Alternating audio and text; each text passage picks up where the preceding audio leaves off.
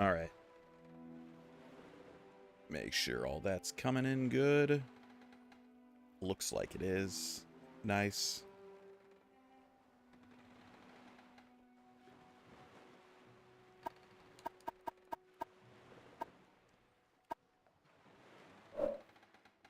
All right. All right, all right, all right. We're gonna be Reader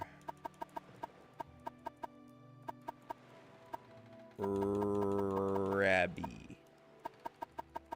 We're like Reader Rabbit, but Rabby Ribby Rabbit. Yeah. Erina. I think that was her name. I don't even remember anymore. Reader Rabby. Not even last night's storm could wake you. I heard them say we've reached Yeah, Morrowind. yeah. We've I'm reached sure they'll let us Morrowind. go. Nah, no, they're gonna let me go. Sorry, Jib. Quiet. Jib. Here comes the guard.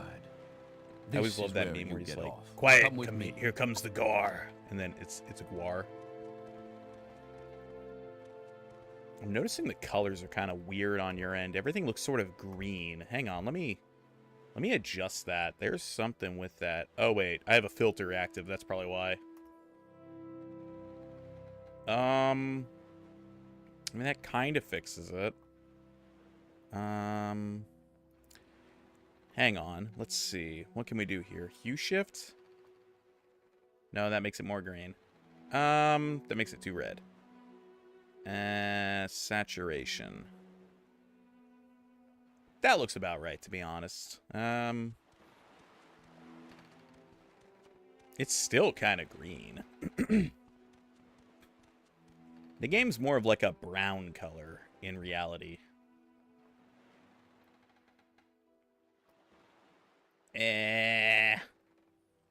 I guess that'll have to do. Get yourself up on deck and let's keep this as civil as possible. Man, shut your mouth. This guy. This is where they want you. Head down. Yeah. What's up, Boris? You finally arrived, but our records don't show from where. All right.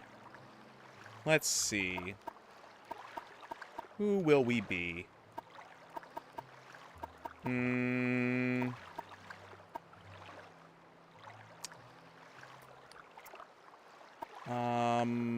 I guess it doesn't really matter that much. We'll be a Breton. I like Bretons. They're cool. Not my favorite race. You know what? I never play as an Imperial. Let's be an Imperial.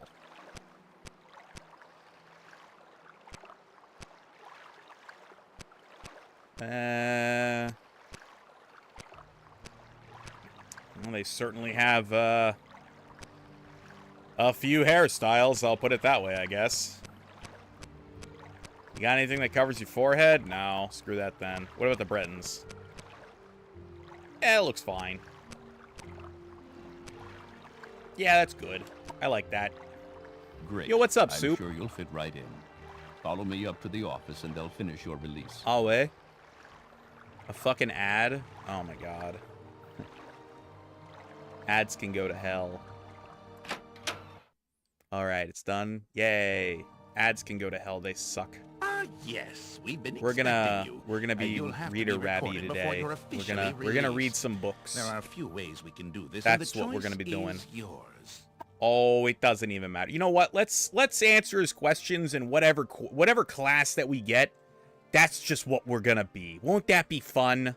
On a clear day, you chance upon a strange how animal. original. Its leg trapped in a hunter's claw snare.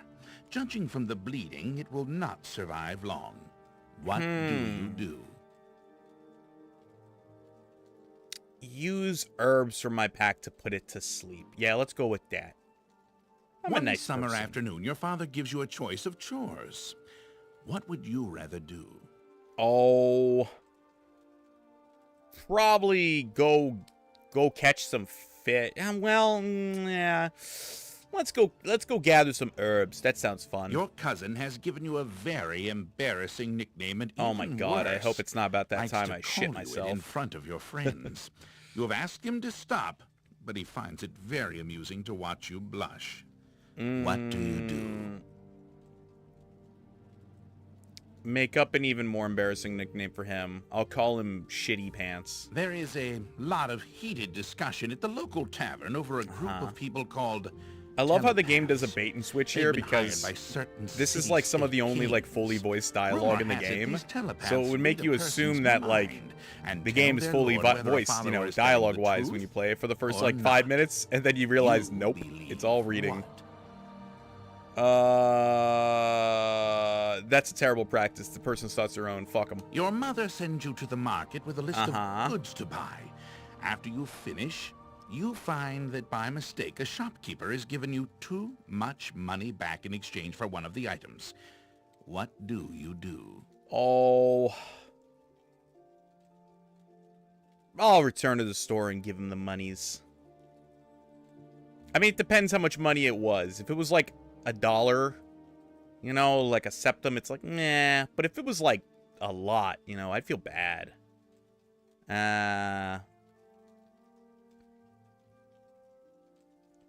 Yo, what's up, Logan? 6 days, by the way? Yay. Yeah, book club time. While I'll in a return to the store. marketplace, you witness a thief cut a purse from a noble. Oh, yay. Even as he does so, the noble notices and calls for the city guards. In his haste to get away, the thief drops the purse near you. Surprisingly, no one seems to notice the bag of coins at your feet. What do you do? Let's see. Nah, I picked the bag up and signaled to the guard. Your father sends you on a task which you loathe. Eh. Clean the stables. On the way there, I gotta clean up pitchfork in horse hand, poop. You run into your friend from the homestead near your own. He offers to do it for you, in return for a future favor of his choosing. What do you do? Oh, fuck that. I don't want that shit. Decline that offer, knowing your father expects you to do the work, and it's better not to be in his debt. X? Yeah, fuck that. Your mother asks you to help fix the stove. While you're working, a very hot pipe slips its moorings and falls towards her. What do you do? I push her out of the way. While in town, the baker gives you a sweet roll. Yay! Delighted, you take it into an alley to enjoy, only to be intercepted by a gang of 3 other kids your age. I like how all the leader questions are demands phrased the in the sweet form of roll, like you're a or else he child. and his friends Isn't will that kind of beat you weird? And take it. What do you do? Give him the sweet roll now, and then later on I'm gonna have my friends come beat the shit out of him. Entering town, you find that you are witness to a very well-dressed man running from a crowd. He screams to you for help. The crowd behind him seems very angry. What do you do? I'm gonna stand aside. I am not getting involved. A rogue. Oh, okay, I guess we're a rogue. Very good. The letter that preceded you mentioned you were born under a certain sign. Uh-huh. And what would that be? Well, it's gotta be the lady. Interesting. Now, before I stamp these papers, make sure this information is correct. Yep. Let's see, what are our skills? Short blade, mercantile, axe, light armor, hand-to-hand, block, medium armor, speechcraft, athletics, long blade. Honestly, that's not even a bad spread. It really could just use some magic, but whatever. We're fine with it. We're going off of whatever it gives us. Show your papers to the captain Yep, when you yep, yep, exit yep, to get yep, your yep. release fee. Continue All right, through to continue the on. next building and talk to Celes Gravius. Wait, what the fuck? Oh, okay. Pick up the knife. I'm not picking up any of this shit. Fuck it. I'm not picking up any of it. I'm just getting out of here. Again, I still always find it funny that you can clip out of bounds right here very easily. See? You can easily skip this spot, and then you're kind of screwed. You have to pick up the Ring of Engraving. It's one of the only things in the game forces you to pick up, other than that, the release papers. Like, it's just like, no, you have to. You can't play the game without it. Yeah, duties. Caius. Yeah, sure. Whatever, bro. Alright. Let's go read some motherfucking books. I already know exactly where we go. Hey, Fargoth, here's a ring back, buddy. Yeah. This is a wondrous encounter. Alright, what do we got right now? We got 87 gold. I don't think I've ever actually not picked up anything in the census office, now that I'm thinking about it. So, you have 87 gold to start with. Interesting, interesting. Alright. We're gonna go over to this Silt Strider.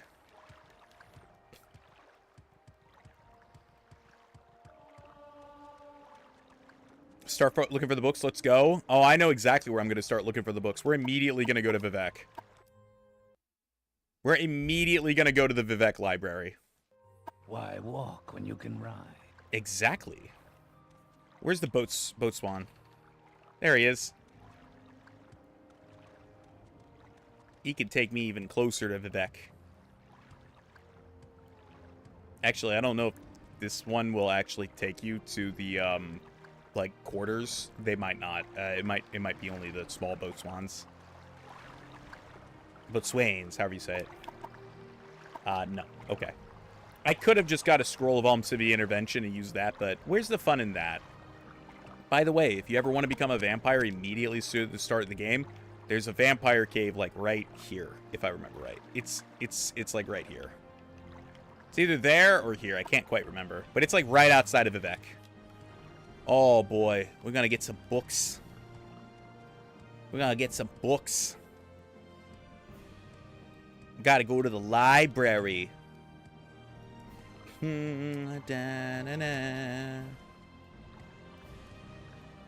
Alright. Let's try and find our... Oh, hey, look, right here is exactly where we needed to go. Look, there's the boatswain. Boatswain, however you say it. I want to go to... the arena, I think? And then see if we can't... Yeah, okay, that's lower than there. Good. Jump, jump, jump, jump, jump, jump, jump. Is there something you need? To the temple. All right. Yay, we've made it. Do do do do do do do do ba ba boo a do do do. All right.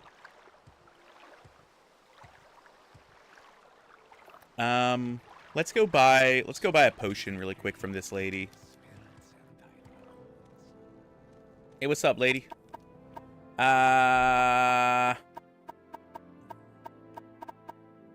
a Rising Force potion. That's fine. Buy another one. Spells? None. Sorry, a little tired today. Might doze off. Oh, it's fine, Soup. Don't worry about it, man. I get it. It's kind of late right now already for you guys. Hey, what's up? Whoa, what the fuck? That was weird. Nalosi Alari. Isn't that weird that right here is technically like a different building? What do you want? Welcome to Vivek, Reader Rabbi. I'm Nalosi around. Whatever. Let's go to the bookstore. Well, the library. Yes, sir. What do you want? No. Oh, wait. Yeah. Okay. I was like, wait, did I go to the wrong one? Oh my God. Look at all these books. Go on about your business. Look at all these books. We got lots of reading to do, boys. Once the game saves, it's just like not getting out of its own way. All right. Oh boy. What do we read first? Let's see if we can't find maybe we'll even find the lusty Argonian maid. Yes, Oh, wouldn't that be funny? What do you want? Time to start clipping, lol. Go for it, bruh. Let's see. Eastern Provinces, Invocation of Azura. Get the hell out of my way, lady. Go ahead, Outlander. Book of the Daedra, Special Floor of Tamriel, Vivek and Mephala. That might be a fun one to read, actually. I'm just kind of curious, like, what's in here exactly. Arcana Restore, Mysterious Akavir, Ancestors of Dunmer. Ooh. Oh. Vivek Mephala. I think we might read that one first. The Affairs of Wizards, Progress of Truth. Wait.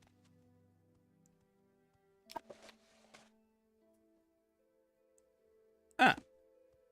You know, I totally have looked around this library multiple times for this book, and I always seem to forget where it's at.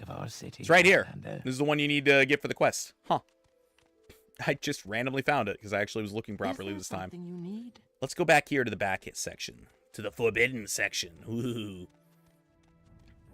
Yeah, it looks like a lot of the same books. That's okay. That's okay. We got plenty here.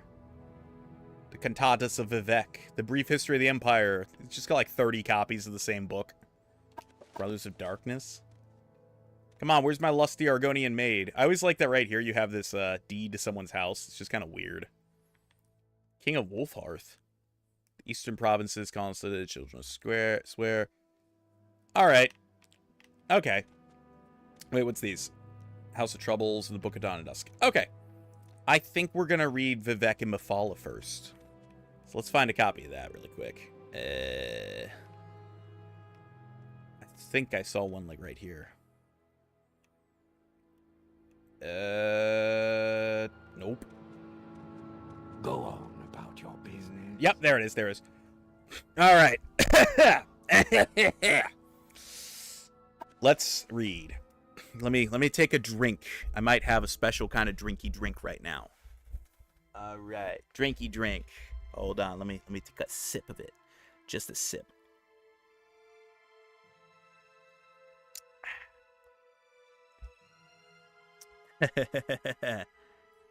This fucker is playing a gem. Fuck you, Audemars. What's going on, Emerald? All right. Let me take a hit of my vape. Nothing much?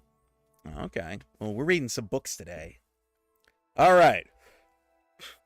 Sipping So Sugar Monster Mango. That sounds good, actually. I'm drinking a Coke. Wink, wink. Anyway. So if I'm slurring my words or whatever, just yeah.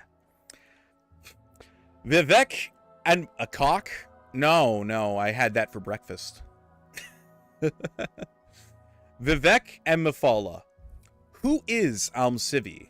Morrowind is a holy country, and its gods are flesh and blood. Collectively, these gods are called the Tribunal. The Triune Almcivi, 3 deities exemplifying Dunmeri virtues. Almalexia is mercy, Vivec is mastery, and Sothasil is mystery. Vivec is easily the most popular of them all. Vivec is also the most public, for he is the beloved warrior poet of the true people. Paradoxically beautiful and bloody, Vivec is an artistic violence. Vivec is represented in temple literature and liturgy as one of the divine kings of Morrowind.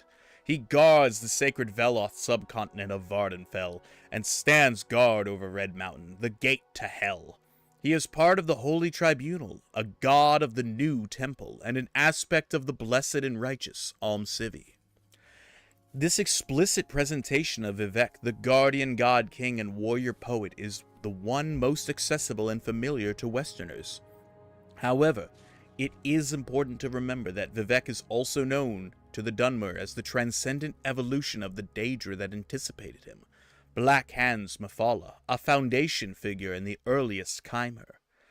This darker side of Vivec does not appear in the popular literature and liturgy, but it is instinctually known and understood by the Dunmer as an integral part of Vivec's divine aspect.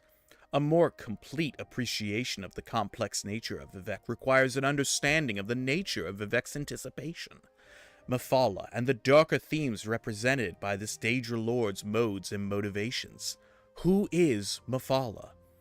Each of the 3 tribunes of the temple were represented at the dawn of Chimeri culture by their anticipations. These anticipations are known to the West as the sinister Daedra Lords, Azura, Boethia, and Mephala. In temple theology, however, Azura is the anticipation of Sothasil, the mage lord of Almcivi. Boethia is the anticipation of Almalexia, Almcivi's mother and lady. Mephala is the anticipation of Vivec. According to legend, under the guidance of these 3 Daedra lords, a discontented throng of Altmer transformed themselves into a new people and founded a new land. And while Boethia, the so-called Prince of Plots, provided the revolutionary methods needed to bring about this transformation, Mephala was the shadowy implementer of these methods. As known in the West, Mephala is the demon of murder, sex, and secrets.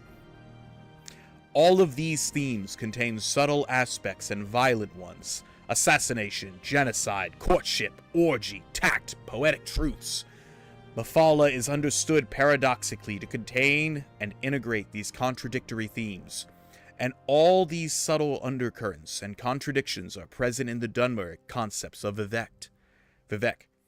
even if they are not explicitly described and explained in temple doctrine. The Dunmer do not envision Lord Vivec as a creature of murder, sex, and secrets. Rather, they conceive of Lord Vivec as a benevolent king, guardian warrior, poet artist, but at the same time, unconsciously, they accept the notion of darker, hidden currents beneath Vivec's benevolent aspects.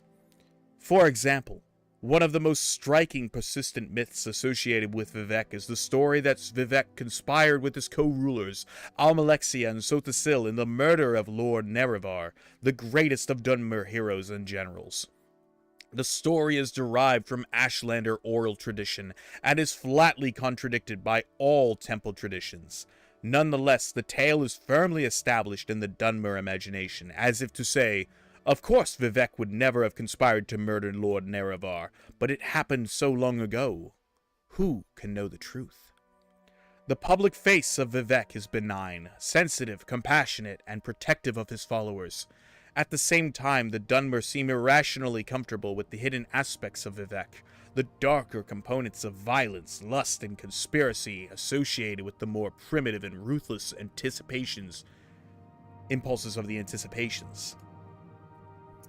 Ooh. And that's Vivec and Mephala. Ooh. It's talking about how Vivec's a weird fucking dude, and everybody knows that he's a weird fucking dude, and basically, like, nobody wants to kind of admit, like, yeah, he's kind of a weird fucking dude. Interesting. Now, we won't get all the most interesting books here, but we can get some more interesting books in the one hidden library. Nice. Thank you. Let's see if we can't find something else to read now. Let's see. There's a lot of these that I've never actually read. Let's read The Book of Daedra. How about that? The Book of Daedra. These are excerpts from this lengthy tome, describing the nature of each of the Daedra. Azura, whose sphere is dusk and dawn, the magic in between realms of twilight, known as Moonshadow, mother of the rose and queen of the night sky. Boethia, whose sphere is deceit and conspiracy and the secret plots of murder, assassination, treason, and unlawful overthrow of authority. Clavicus Vile, whose sphere is the granting of power and wishes through ritual invocations and pact. Hermaeus Mora, whose sphere is scrying on the tides of fate, of the past and future, as read in the stars and heavens, and in whose domain are the treasures of knowledge and memory. Hircine, whose sphere is the hunt, the sport of Daedra, the great game, the chase, known as the huntsman and the father of man-beasts. Malakath, whose sphere is the patronage of the spurned and ostracized, the keeper of the sworn oath and the bloody curse. Mehrunes Dagon, whose sphere is destruction, change, revolution, energy, and ambition. Mephala, whose sphere is obscured to mortals, known by the names Web Spinner, Spinner, and Spider, whose only consistent theme seems to be interference in the affairs of mortals for her own amusement. Meridia, whose sphere is obscured to mortals, who is associated with the energies of living things. Molag Bal, whose sphere is the domination of enslavement of mortals, whose desire is to harvest the souls of mortals and to bring mortal souls within his sway by spreading seeds of strife and discord into the mortal realms. Namira, whose sphere is the ancient darkness, known as the Spirit Daedra, ruler of the sundry dark and shadowy spirits, associated with spiders, insects, slugs, and other repulsive creatures, which inspire mortals with an instinctive revulsion. Nocturnal, whose sphere is the night and darkness, who is known as the Night Mistress. Periite, whose sphere is the ordering of the lowest orders of oblivion, known as the Taskmaster. Sanguine, whose sphere is hedonistic revelry and debauchery and passionate indulgences of darker natures. Sheogorath, whose sphere is madness and whose motives are unknowable. Vernima, whose sphere is the realm of dreams and nightmares, and from whose realm issues forth evil omens. Especially marked for special interest under the heading Malakath, you find a reference to Scourge, blessed by Malakath and dedicated to the use of mortals. In short, the reference suggests that any Daedra attempting to invoke this weapon's powers will be expelled into the void streams of oblivion. Of the legendary artifacts of the Daedra, many are well known, like the Zora's Star and Sheogorath's Wabajak. Others are less well known, like Scourge, Makin's Hammer, Bane of Daedra.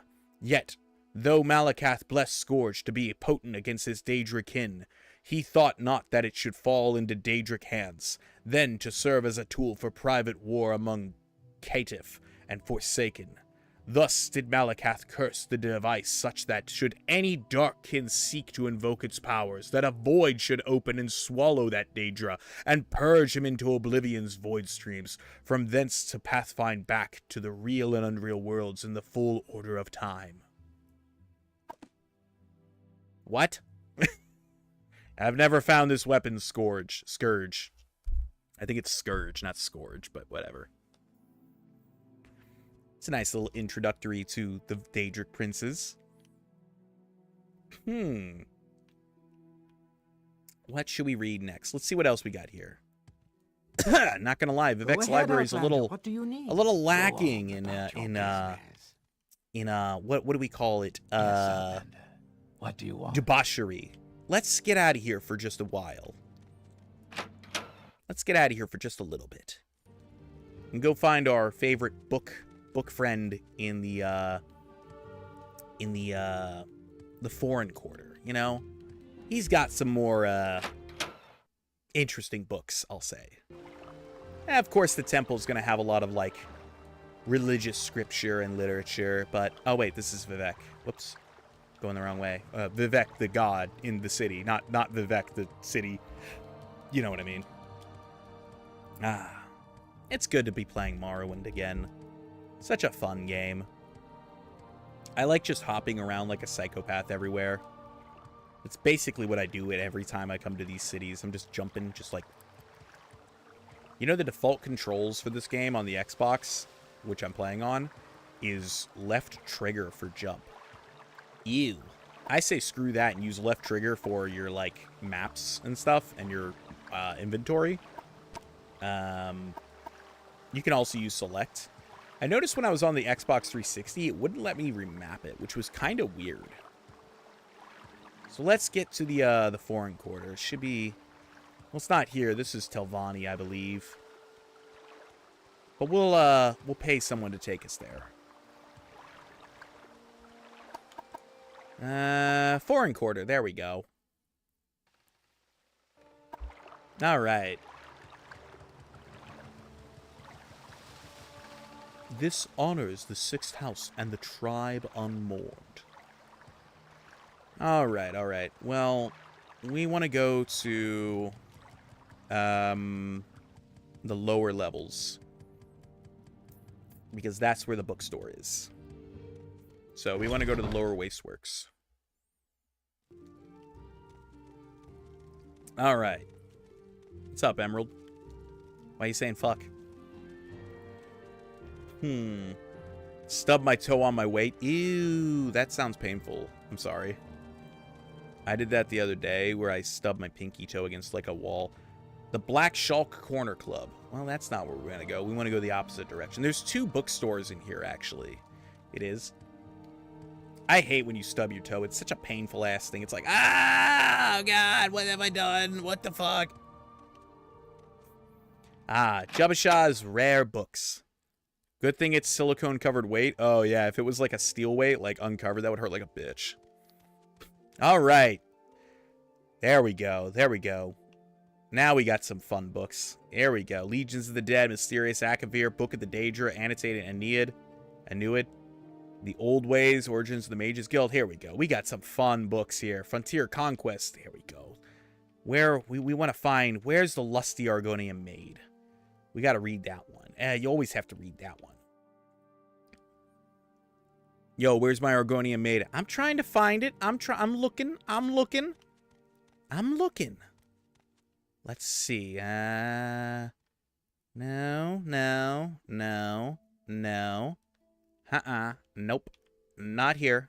Not there. Boethius Glory. Wait.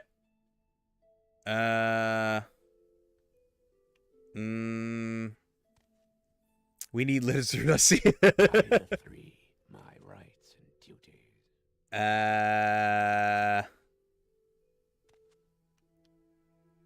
Does he not have it? I could have what? Wait.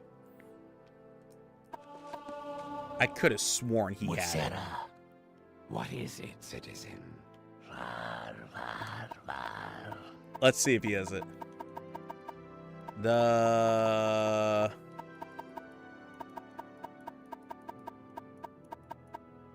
Really? He doesn't have it. I am fucking blown away. Well, it's okay. There's 2 bookstores here, so it's fine.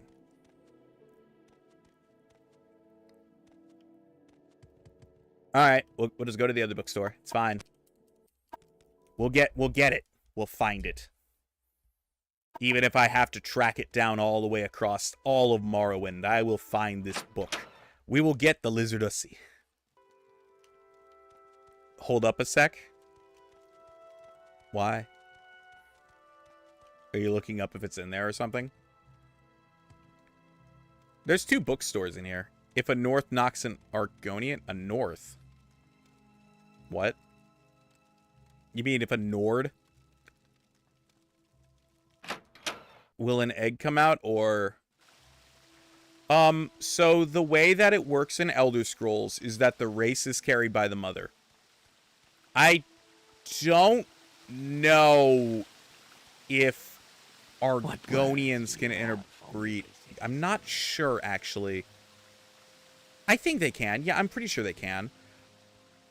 But they have the whole thing where they have to have the history and stuff, so I'm not really sure now that I'm thinking about it. Anyway, but in Elder Scrolls, the race characteristics are carried on by the mother. I'm gonna use safe search, be right back. Clothier, nope. Trader, nope. Am I fucking crazy? I remember there being a bookstore down here. Am I tripping? I swear to God, I remember there was a bookstore down here. Maybe I'm losing it in my old age. It sure as fuck isn't in the Underworks. So, wait, hold on. This is the other side. Hold on, wait. Wait. There's 2 sides, I just remembered. I just probably went down the wrong side. Don't kill me. Oh, we're on normal. Fine. It should be fine. Don't mind me, ghosts. I'm just making my way downtown, walking fast, faces past that I'm homebound. Na. Only the Mer races? Khajiit and Argonians cannot interbreed? Oh, okay. Well, Khajiit are, like, Mer adjacent, I think? Oh my god, where's the fucking exit to this shithole? There we go. So Elves, Nords, Bretons, and others. Oh, okay. Makes sense. Yeah, I wasn't really too sure if it was healer. Must be right here. Yes, here it is. Yeah, here we go. We found the other bookstore. I looked up your... Did you look up other things during safe search? Here we go. I think we'll be able to find it here. May I help you? Yes. Are you kidding me? There is no way he doesn't have this. Am I really gonna have to go out of my way to, like... Ugh. Nah! Am I gonna have to go find that disgusting degenerate? I don't want to have to find him. He's here in Vivec. The city, not the god, but, you know, whatever. Oh, man. Maybe he's got one. Oh, man. Yoink. What? All right, let's go. Let's go find your boy. Let's go find your boy. Fuck, what's his name? The guy who wrote the Los Argonia Maid. He probably has a copy on his desk if I had to put money on it. He is located in House Lalu's district. So he's not going to be too hard for us to get to. I'm just trying to find the right book. May I help you? Go about your business. He is the writer of that? Yeah, he is. God, why can't I remember his name? For some reason, I keep thinking his name's Caius. And I'm like, his name's not fucking Caius. Yeah, weird thing, if you just drop off the edge of the cantatas, you won't take damage. At least in the Xbox version. If you jump, you will, but if you just fall, you don't take damage. I have no idea why. Foreign Quarter, Redoran, Arena, St. Olms. Okay, it must be on the other side of this. Crassus Curio, that's his name. Crassus Curio. He's here in Vivek. He has a mansion in the Hlaalu district, which is right there. There we go. Found it. But yeah, he is the writer of it. And he also makes you give him a kiss and get naked for him before he'll give you his blessing to be the Hortator of House Hlaalu. He's kind of a fucking degenerate. Do do do do do do do. A do do do do do do. Ba ba da ba ba ba da ba ba ba ba da. I still love the sunset effects in Morrowind. All the hazy crap becomes like orange. It looks nice. It's this nice orange purple color. Hlaalu Plaza. There we go. All right. Writer of a sex nozzle about a little horny maid. Yeah, that's him. Who fucks with her master? Yep, the very same. Curio Manor. There we go. Found him. All right, Gracias. Yes, Outlander. What do you want? This room's like over here, if I remember right. Let's see. Do do do do. Go ahead, Outlander. Not in here. Not in here.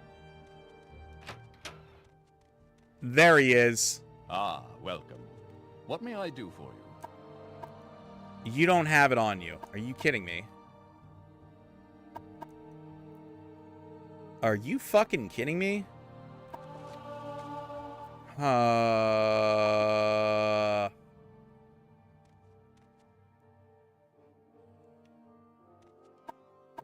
Maybe he's got it somewhere hidden. I know that there's a cup. Go third person again. What do you want? Go ahead. Sure.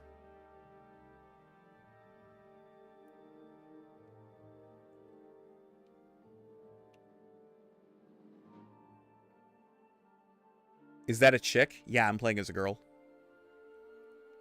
I'm playing as a female Breton.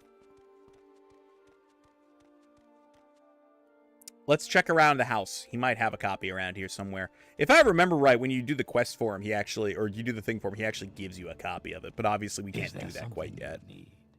Lara Croft in the first game had more polygons than your player character. Yeah, I know. Morrowind's a game built on jank. It's not important to have a bunch of polygons. It's okay. It's the polygons that we look. Look. All right, we gotta find where we can get the goddamn book. I'm trying to think of who would have one. Is there something you need?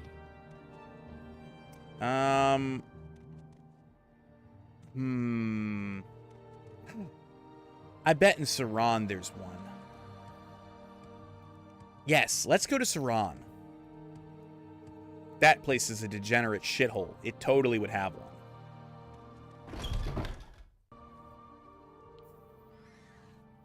If it's not in Saran, then we'll just reload the save, and then we'll go back to the bookstore and read.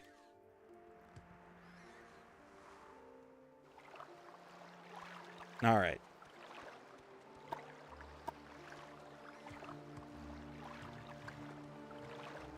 Boom. Jump into the water. You know, I only ever played Tomb Raider 2 as a kid. I didn't have Tomb Raider 1. I only had the second game. And I never got very far because in that first area, you're in like a pit and it's like really hard to see what's going on. And there's a tiger and the tiger kept killing me. And then I killed the tiger and I was all happy. And then there was like another tiger and it fucking killed me. So then I just never, I could never get very far in the game because I just was a stupid child. The only thing I really remember about Tomb Raider 2 is that you had the mansion that you could explore as like a side area. I liked doing that, and that creepy old man would follow you. And then there was also a playable demo for Gex on there, if I remember right. So that's how I got introduced to Gex. All right. There's the Silt Strider. So you killed a big puss to get killed by another puss? Yes. Exactly. That's exactly what happened. To Saran. Alright, if it's not here, then I'm just going to have to look it up where it's at, unfortunately. I know there's a couple characters that have it, like, under their pillow or under their bed, because they don't want to admit that they have it. House of Earthly Delights. I wonder if it's in here. I wonder if there's a copy in here. I would hope there's a copy in here. It would make sense for a copy to be in here. Oh, man, look at them. Look at... Ho, ho, ho! Yo, girl! Yo! You've got the better of me. So go ahead. Shut the fuck up and keep dancing. Seen any elves? Keep dancing, ladies. Yeah! Woo!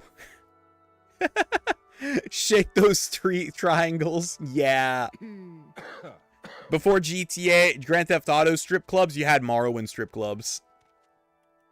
Is there something you need? Damn, I was really hoping it was this book. Runa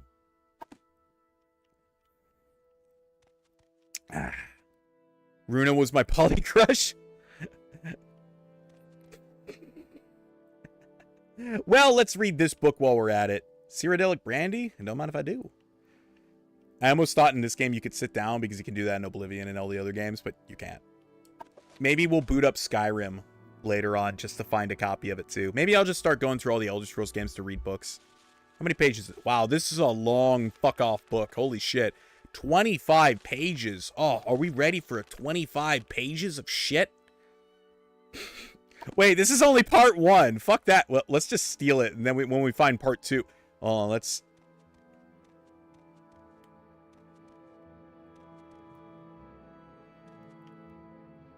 If you download Skyrim, then we need to get Elder Scrolls Online book. Oh, God.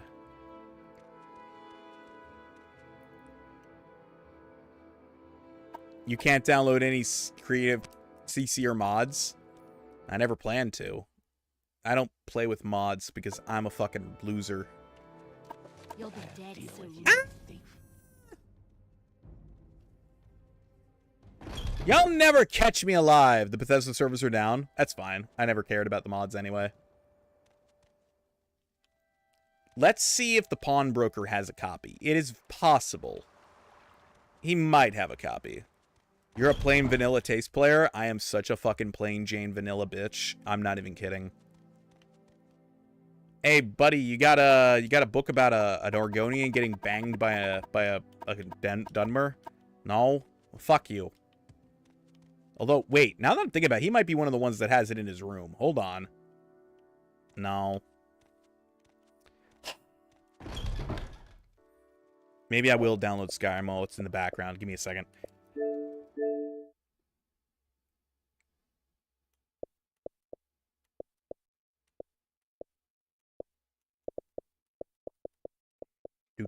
Bro's playing Morrowind for Xbox. That's wild.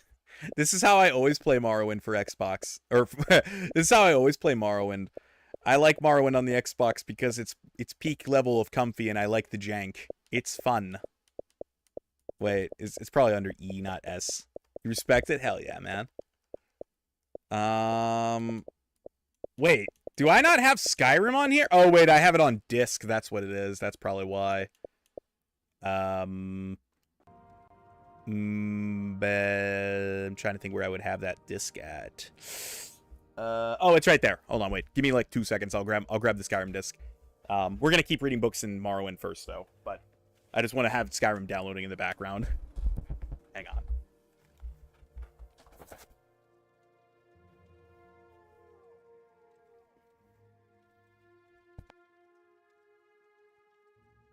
Maybe to be extra jank, Zilla's blind, big ass game like us. I am a little blind. Maybe to be extra jank, it would be really funny if I played Skyrim on the Xbox 360. But I don't feel like setting that all up. Is that not how big everybody else keeps their icons? Is that not normal? All right, let's see. Skyrim. There it is. No, wait. Fuck! Wait, hold on. That's the copies I have for PC. I have to grab my disc case with like 500 discs. Hang on.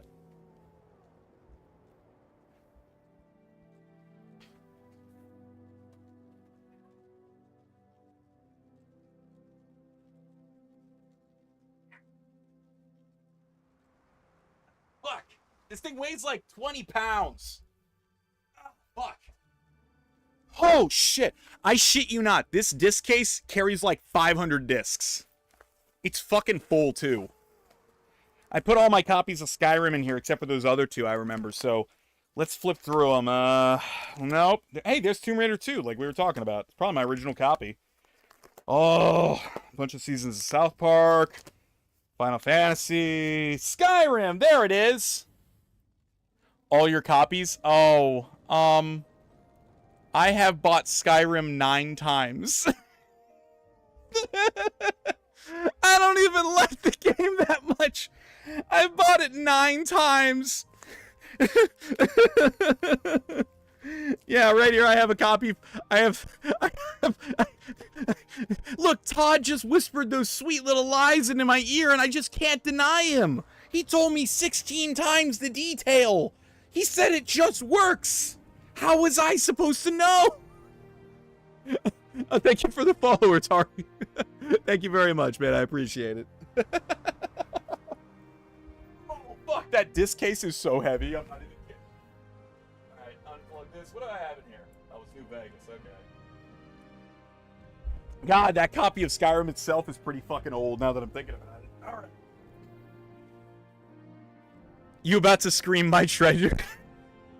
My precious Skyrim copies. They're all mine. Just go full. Just go full. Update it now. Alright, so it's installing. There we go. You fucking failed if you were a cat. God fucking damn it, I gotta free up space. Stitch. Ah, well, I haven't done the... oh my god, I haven't done this in a while. Hold on, I gotta delete some games. I have to delete like 15 gigabytes because I'm a bitch. And then we'll get back to reading books, okay? We'll just delete Rise Son of Rome because that game... I remember I streamed it originally just so that way I could use the new avatar. I was like, whoa, look, now I'm a Roman. And then like I realized like the game kind of sucks dick. American McGee Alice, isn't that a simp game? No.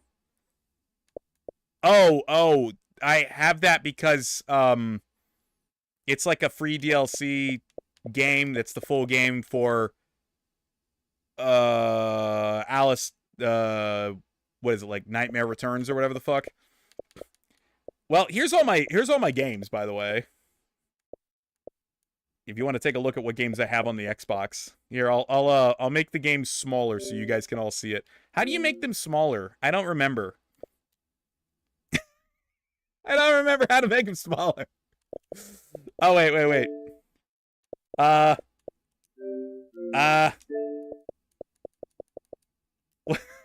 not sure. Motherfucker got retro games? His universal remote... Wait, hold on. Are those old people remotes with the buttons about 6 inches long? Stop bullying me! Guys, you're bullying me! Wait, how do I make the game smaller? I'm not even fucking kidding. I'm not even playing. Wait, is it up here? It might be up here. Sort by size? No. Filter? I literally have no idea.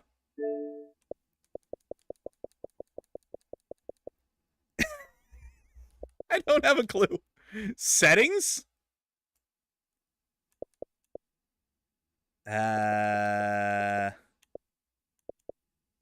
It used to be like just a button you could press.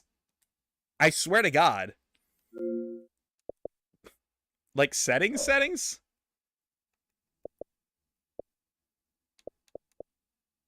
Settings. Okay.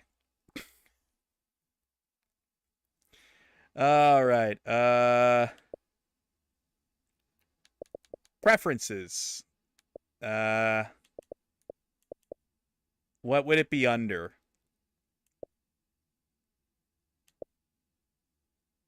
Personalization? Games and apps. Aha!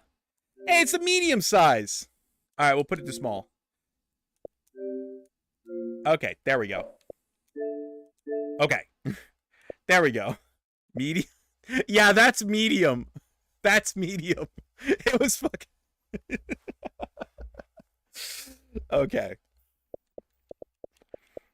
So here's the games I got installed. I got Assassin's Creed, Skyrim, Alien Isolation, Resident Evil 5, Black Ops 2, Superliminal, Dragon Age Origins, Red Dead Redemption, Modern Warfare 2, Silent Hill Collection, Metal Gear Solid, Modern Warfare 3, Dead Space, Call of Duty World at War, Jade Empire, Oblivion, LEGO Star Wars, Fallout, Metal Gear Solid Peace Walker, Conquer Live and Reloaded, Cuphead, Fallout New Vegas, Battle Station Pacific, Civ Revolution, Star Wars Knights of the Old Republic 1, Indiana Jones Lego, The Original Adventures, Star Wars Battlefront 2, Bully, Code Veronica, Resident Evil, Rayman 3, Morrowind, Black, Jedi Knight Academy, Jedi Outcast, Minecraft, White Noise 2, Stardew Valley, Minecraft, Celeste, Duke Nukem 3D, Rocket Knight, Sonic CD, Retro Classics, Shantae and the Pirate's Treasure, or whatever the fuck, Banjo-Kazooie, Plants vs. Zombies, Castlevania Symphony of the Night, Midway Arcade Collection, Luna Toho, Luna of the Nights, Bloodstained, Curse of the Moon. An Xbox original game? Look, I love original Xbox games. Don't bully. The way you went and straight up said Black. That's the name of the game! It's a good game! But yeah, like, here's my whole collection. I have, like, all the Assassin's Creed games that came out on the Xbox One and 360. A bunch of, like, Battlefield and BioShock and stuff. Batman. It's a good game, too. It's a very good game. I haven't played it in a very long time, but I bought it because I was scared that they might delist it, and I was like, fuck that. Cock of Duty, Celeste, Chariot, Child of Light, Chivalry, City Skyline, Crackdown, Control, Toffee Talk, Crackdown 2, Crash Team Racing. I didn't even know I fucking bought that. Oh, I guess I got it on Game Pass. But Crash Bandicoot Trilogy, Crazy Taxi, Crysis. Remember when Crysis was like the game everybody was like, can it run Crysis? Like, that was like the measure of how strong a PC was. Dark Souls games, Darksiders games, Darkwood, DayZ. I bought DayZ on this piece of shit? Oh, fuck me. Dead Space 3, Dear God, Descent Legends, or whatever the fuck. Deus Ex Human Revolution, Diablo 3, Dishonored 2, Doom Eternal, Doom 2, Dead Rising 2, Case 0, Dragon Age 2, DuckTales. I love DuckTales. Deus Ex is a good game. I never really played it, though.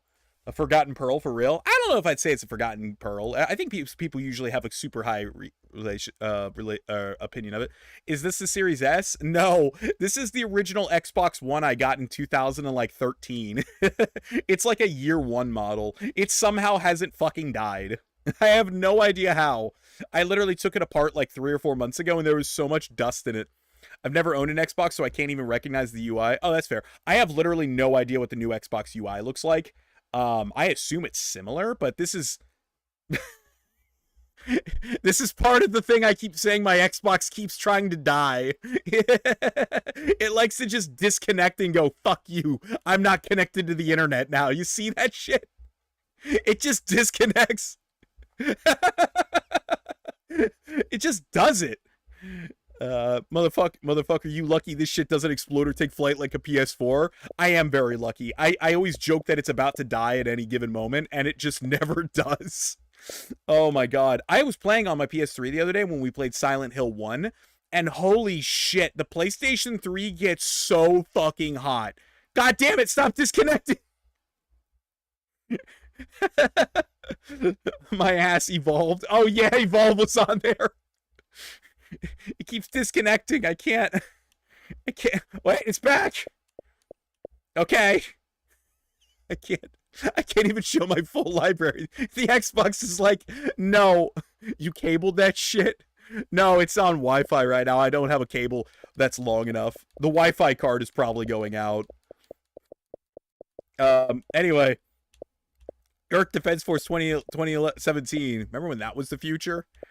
God damn it! Okay, we'll go back to Morrowind for now. It keeps dying. The Wi-Fi card is probably begging for death, just like the Xbox. You know what? I have on it. I have on top of the Xbox a sticker from We'll load back into the other library. I have a sticker on it for I have a sticker on it from Fallout 4 when I pre-ordered that game. This is the reason, by the way, I hate Fallout 4 so much, because I fucking pre-ordered that game and I waited in the cold for it, and I got it, and it's a sticker. It's a big yellow sticker on the top of my Xbox. It says, "Nuclear like a boss." And I was like, that's so cool. Of course, they missed the absolute moment to just put BOS instead of boss, BOSS, like Brotherhood of Steel, because they're fucking idiots, but, you know, whatever. Ruins the thermic release. No, I didn't cover the Fent. Anyway. Yeah, man, get an Ethernet cable for $10. So my Ethernet port is in a different room, or my router. It's in a different room. So it would be like a 50-foot cable to reach me. That's the issue. It would like barely reach. All right, let's read another book. How about that? That could be anywhere, even next to the main console plate. I mean, maybe. Maybe it's the secret to keeping your Xbox alive. You ever think of that? Bet you didn't think of that, huh? All right. Let's read something fun. That's the secret to kill it faster? Well, apparently not, because my Xbox won't fucking die. What is it, citizen? Jesus Christ, scared the shit out of me. Let's read...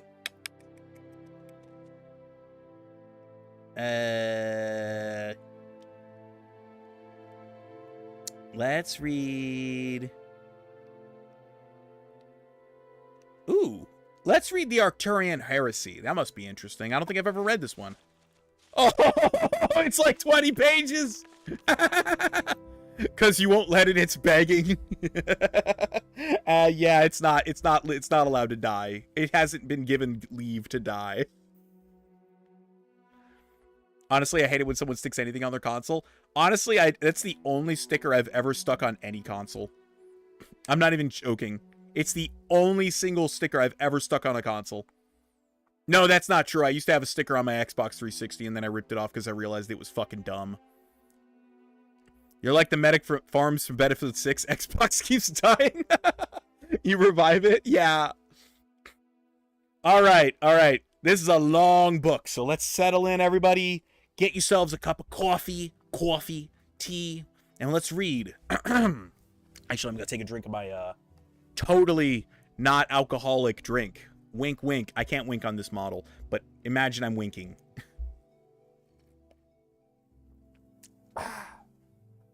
We need our helmet for this one. All right. The Arcturian Heresy. The Underking, Ysmir Kingmaker, with his god destroyed, Wolfhearth finds it hard to keep his farm. He staggers out of Red Mountain to the battlefield beyond. The world has shaken, and all of Morrowind is made of fire. A strong gale picks up and blows his ashes back to Skyrim. Wulfharth adopts and is adopted by the Nords then. Ysmir the Grey Wind, the Storm of Kine, but through Lorkhan he lost his national identity.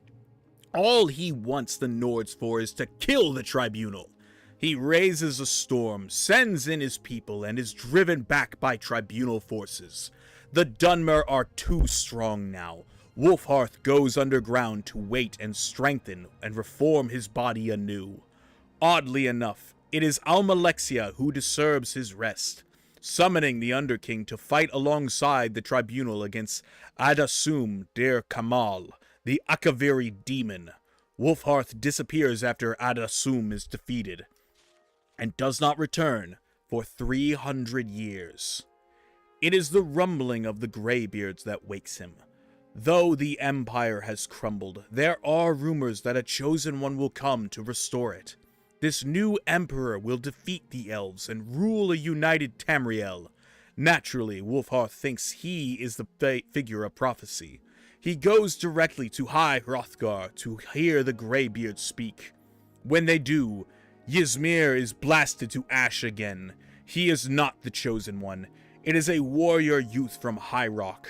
As the Grey Wind goes to find this boy, he hears the Greybeard's warning. Remember the color of betrayal, King Wulfharth. The Western Reach was at war. Cuchulainn, the king of Falkreath in West Cyrodiil, was in a bad situation. To make any bid at unifying the Colovian estates, he needed to secure his northern border, where the Nords and the Reachmen had been fighting for centuries. He allies with Skyrim at the Battle of the Old Hraldan. Leading his forces was Hjalti Earlybeard. Hjalti was from the island kingdom of Alcair in High Rock, and would become Tiber Septim, the first emperor of Tamriel. Hjalti was a shrewd tactician, and his small band of Colovian troops and Nord berserkers broke the Reachmen line, forcing them back beyond the gates of Old Hraldan. A siege seemed impossible, as Hjalti could expect no reinforcements from Falkreath. That night, a storm came, and it visited Hjalti's camp. It spoke with him at his tent. At dawn, Hjalti went up to the gates, and the storm followed just above his head. Arrows could not penetrate the winds around him. He shouted down the walls of Old Hraldan, and his men poured in. After their victory, the Nords called Hjalti Talos, or Stormcrown. Cuchulainn, with his new invincible general, unifies West Cyrodiil in under a year. No one can stand before Hjalti's storms. The Underking knows that if Hjalti is to become Emperor of Tamriel, he must first capture the Eastern Heartland. Hjalti uses them both. He needs Cuchulainn and the Colovian estates, where foreigners are mistrusted. It is obvious why he needs Ysmir. They march on the east. The battle mages surrender before their armies, and they take the citadel. Before Cuchulainn can be crowned, Hjalti secretly murders him and his loyalist contingent. These assassinations are blamed on the enemies of Cuchulainn, which, for political reasons, are still in the Western Reach. Zurenactus, the Grand Battle Mage, not the Underking, then crowns Hjalti as Tiber Septim, new emperor of all Cyrodiil. After he captures the imperial throne, Septim finds that the initial administration of a fully united Cyrodiil a time-consuming task. He sends the Underking to deal with the imperial expansion into Skyrim and High Rock. Ysmir, mindful that it might seem as if Tiber Septim is in two places at once, works behind the scenes.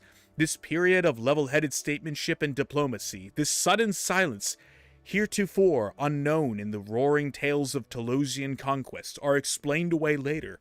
The assassination story is embroidered. Now it is popularly Talos' own throat that was cut. The human kingdoms are conquered, even Hammerfell, whose capture was figured to be an arduous task. The Underking wants a complete invasion, a chance to battle their foreign wind spirits himself, but Tiber Septim refuses him. He has already made a better plan, one that will seem to legitimize his rule. Cyrodiil supports the losing side of a civil war and are invited in. Finally, the Empire can turn its eyes onto the Elves. The Underking continues to press on Tiber Septim the need to conquer Morrowind. The Emperor is not sure that it is a wise idea. He has heard of the Tribunal's power. The Underking wants his vengeance and reminds Tiber Septim that he is fated to conquer the elves, even the Tribunal. Arcturus advises against the move, but Septim covets the ebony in Morrowind, as he sorely needs a source of capital to rebuild Cyrodiil after 400 years of war. The Underking tells him that, with the Tribunal dead, Septim might steal the Tribunal's power and use it against the High Elves, certainly the oldest enemies of Lorkhan, predating even the Tribunal. Somerset Isle is the farthest thing from Tiber Septim's mind. Even then, he was planning to send Zurin Arctus to the King of Alinor to make peace.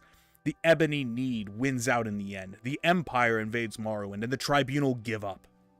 When certain conditions of the armistice include not only a policy of non-interference with the Tribunal, but also, in the Underking's eyes, a validation of their religious beliefs, Ysmir is furious. He abandons the Empire completely. This was the betrayal the Greybeard spoke of, or so he thinks. Without the Underking's power, all ideas of conquering Tamriel vanish. Would have been nice, Septim thinks. But let's just worry about Cyrodiil and the human nations. Already there is a rebellion in Hammerfell. Pieces of the Numidium trickle in, though. Tiber Septim, always fascinated by the dwarves, has Zurin Arctus research this grand artifact. In doing so, Arctus stumbles upon some of the stories of the war at Red Mountain. He discovers the reason the Numidium was made and some of its potential. Most importantly, he learns of the Underking's place in the war. But Zurin Arctus was working from incomplete plans. He thinks it is the heart of Lorkhan's body that is needed to power the Numidium. While Zurin Arctus is raving about his discovery, the prophecy finally becomes clear to Tiber Septim. This Numidium is what he needs to conquer the world. It is his destiny to have it. He contacts the Underking and says he was right all along. They should kill the Tribunal, and they need to get together and make a plan. While the Underking was away, he realizes the true danger of Dagoth Ur. Something must be done, but he needs an army, and his old one is available again. The trap is set. The Underking arrives and is ambushed by Imperial guards as he takes them on. Zurin Arctus uses a soul gem on him. With his last breath, the Underking's heart roars a hole through the battle mage's chest. In the end, everyone is dead. The Underking has reverted back to ash, and Tiber Septim strolls in to take the soul gem. When the Elder Council arrives, he tells them about the second attempt on his life. This time by his trusted battle mage, Zurin Arctus, who was attempting a coup. He had the dead guards celebrated as heroes, even the ones who were blasted to ash. He warns Cyrodiil about the danger within, but says he has a solution to the dangers without. The Mantella. The Numidium. While not the god Tiber Septim and the Dwemer had hoped for, the Underking was not exactly Lorkhan after all. It does the job. After its work on Somerset Isle, a new threat appears. A rotting undead wizard who controls the skies. He blows the Numidium apart, but it pounds him into the ground with its last flailings, leaving only a black splotch. The Mantella falls into the sea, seemingly forever lost. Meanwhile, Tiber Septim crowns himself as the first emperor of Tamriel. He lives until he is 108, the richest man in history. All aspects of his early reign are rewritten. Still, there are conflicting reports of what really happened, and this is why there are such confusion over the questions. Such as, why does Alcair claim to be the birthplace of Talos, while the other sources say he came from Atmora? Why does Tiber Septim seem to be a different person after the first roaring conquests? Why does Tiber Septim betray his battle mage? Is the Mantella the heart of the battle mage, or is it the heart of Tiber Septim? Tiber Septim is succeeded by his grandson, Pelagius I. Pelagius is just not of the same caliber. In truth, he is a little nervous with all of these provinces. Then an advisor shows up. I was friends with your grandfather, the Underking says. He sent me to help you run the Empire. Ooh, and that's the Arcturian heresy. Fun. Let me read some comments. Ah, nice. Hot cocoa. Me and my daughter. She is chilling with me while I work on this stupid YouTube edits, and she's playing Roblox while listening to the book club. Life is great, lol. Well, I'm glad you're enjoying it. I'm glad she's enjoying it too. No, ad time. God, I could fall asleep with this heavenly voice. Jesus. Now I'm blushing. Oh my God. I wish I had a heavenly voice. I just have my voice, unfortunately. It's not that great. Friend. Khajiit has wares if you have coin. I may have some book read projects for you, LOL. Okay. I have no idea. Like, I never hear my voice back to me, like in post-production, because I always just hear it as I'm talking. So I never really know if my voice comes off as good. Then I watch, like, a video and I'm like, oh, that's what I sound like? Huh. The pay is crumbs, lol. Are they at least cookie crumbs? Can they be, like, delicious cookie crumbs? Like, I'm talking like, oh, wait, can I get a crumb cake? Ooh, that would be yummy. All right. They're ass crumbs. No! Ooh, Ritz crumbs? Ooh, I do like Ritz crumbs. Those are good. My mom likes to make this chicken, and she uses Ritz crackers as the batter for, like, frying it. It's really good. She calls it Ritz chicken. It's so yummy. I'm not even kidding. It's probably like a recipe on like a Ritz box somewhere. That's so good. You got to use like tenderloins. That's what you got to use for it. What is it, citizen? Nothing. Oh, no weakness or fault. My Franma uses it for salmon. I'm like, my Franma? Is that a new term? Is that a friend's grandma? Your grandma? Okay. All right. Let's read another one. Let me take a hit of my vape. Okay. All right. This sounds like it should be good. Legions of the Dead. Legions of the Dead.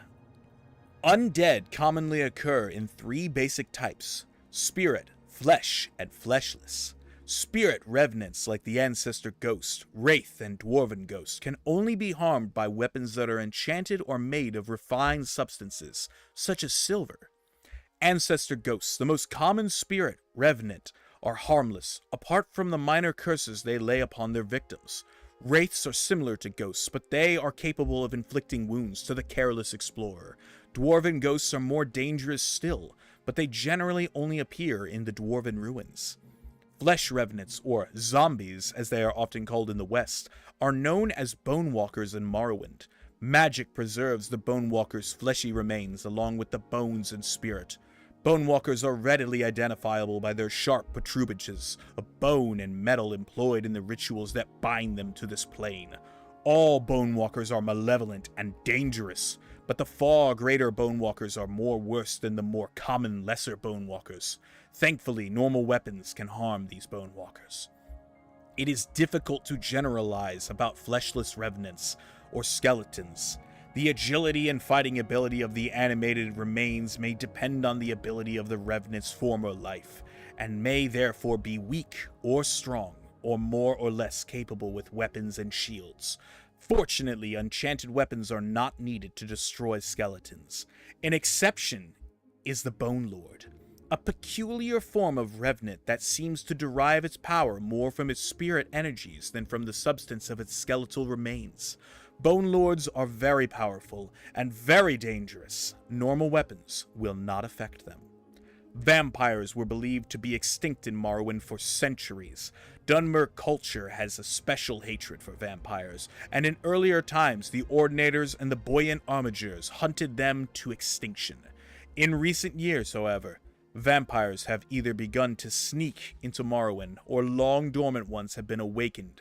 Vampires vary in their substance and power, according to their age and accumulated lore, but even the weakest vampire is immeasurably stronger than most other undead. Note, Ash vampires are not vampires and are not undead. Ash vampires are extremely dangerous. While their spirit and substance may indeed be preserved by some magical process, the holy warriors of the Tribunal Temple report that spell effects known to affect the undead have no effects on Ash vampires. Ooh, interesting. Little lore dump about the enemies. Nice.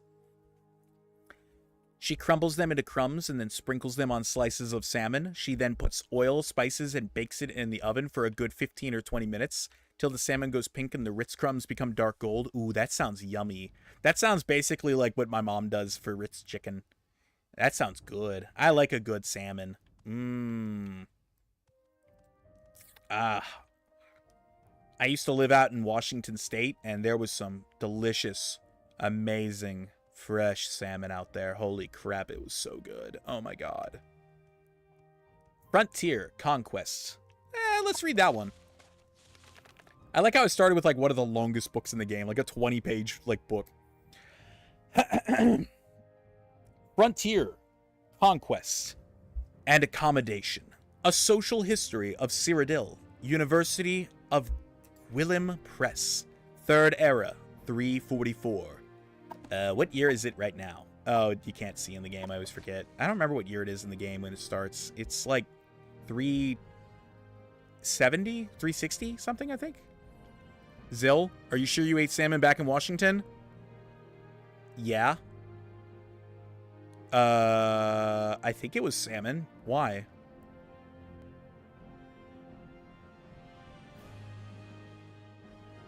Is there another fish that I'm getting it confused? I'm pretty sure it was salmon. I don't get it. Anyway, Frontier Conquest and Accommodation. Historians often portray the human settlement of Tamriel as a straightforward process of military expansion of the Nords of Skyrim. In fact, human settlers occupied nearly every corner of Tamriel before Skyrim was even founded. These so-called Nedic peoples include the Proto-Cyrodiilans, the ancestors of the Bretons, the Aboriginals of Hammerfell, and perhaps a now-vanished human population of Morrowind. Strictly speaking, the Nords are simply another of these Nedic peoples, the only one that failed to find a method of peaceful accommodation with the Elves who already occupied Tamriel. Ysgramor was certainly not the first human settler in Tamriel.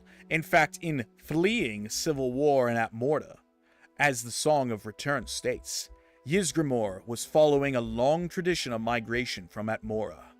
Tamriel had served as a safety valve for Atmora for centuries before Ysgramor's arrival. Malcontents, dissidents, rebels, landless younger sons all made the difficult crossing from Atmora to the new world of Tamriel. New archaeological excavations date the earliest human settlements in Hammerfell, High Rock, and Cyrodiil at the Mythic Era, or I think it's called the Merithic Era, 800 to 1000, centuries earlier than Ysgramor, even assuming that the 12 Nord kings prior to Harald were actually historical figures. The Nedic peoples were a minority in a land of elves and had no choice but to live peacefully with the Elder race. In High Rock, Hammerfell, Cyrodiil, and possibly Morrowind, they did just that, and the Nedic peoples flourished and expanded over the last centuries of the Merethic Era. Only in Skyrim did this accommodation break down, an event recorded in the Song of Return. Perhaps being close to reinforcements from Atmora, these Proto-Nords did not feel it necessary to submit to the authority of the Skyrim Elves. Indeed, the early Nord chronicles note that under King Harald, the first historical Nord ruler, First Era, 113 to 221, the Atmoran mercenaries returned to their homeland, following this consolidation of Skyrim as a centralized kingdom. Whatever the case, the pattern was set. In Skyrim, expansion would proceed militarily, with human settlement following the frontier of conquest, and the line between human territory and elven territory was relatively clear. But beyond this zone of conflict, the other Nordic peoples continued to merge with their elven neighbors. When the Nord armies of the First Empire finally entered High Rock and Cyrodiil, they found Bretons and Proto-Cyrodiils already living there amongst the elves. Indeed, the Nords found it difficult to distinguish between elf and Breton. The two races had already intermingled to such a degree. The arrival of the Nord armies upset the balance of power between the Nedic peoples and the elves. Although the Nords' expansion into High Rock and Cyrodiil was relatively brief, less than 2 centuries, the results were decisive. From then on, power in those regions shifted from the elves to the humans. So basically, it's suggesting that that things were all hunky-dory between elves and humans back in the day, and then it wasn't until the Nords were all Nording it up and, going crazy mode, they started attacking everybody. But that kind of contradicts certain other things. I like that about Elder Scrolls, that a lot of the lore is contradictory. Somehow I kind of like that. It's not always the best, but I do enjoy it sometimes. Hear me out. Ysgramor is the Elder Scrolls Adolf. I mean, he kind of sounds like it. 3 gods, 1 true faith. Let's see how Skyrim's doing. 34%. Whee! Let's see what else we can find. His axe does double damage to elves. Oh my god. You fascist pig in Skyrim. I forgot that is, yeah, wolf, whatever the hell that wolf, whatever the hell the axe is with the face on it. That's like words of clan mother Anisi. Jesus Christ. All right. Wootgrand or something. Yeah, it's something like that. All right. Words of clan mother Anisi to her favored daughter. Anisi tells you, you are no longer a mewing kitten, and you have learned to keep secrets from Anisi. And so Anisi tells you, in the beginning, there were 2 littermates, Anur and Fodomai.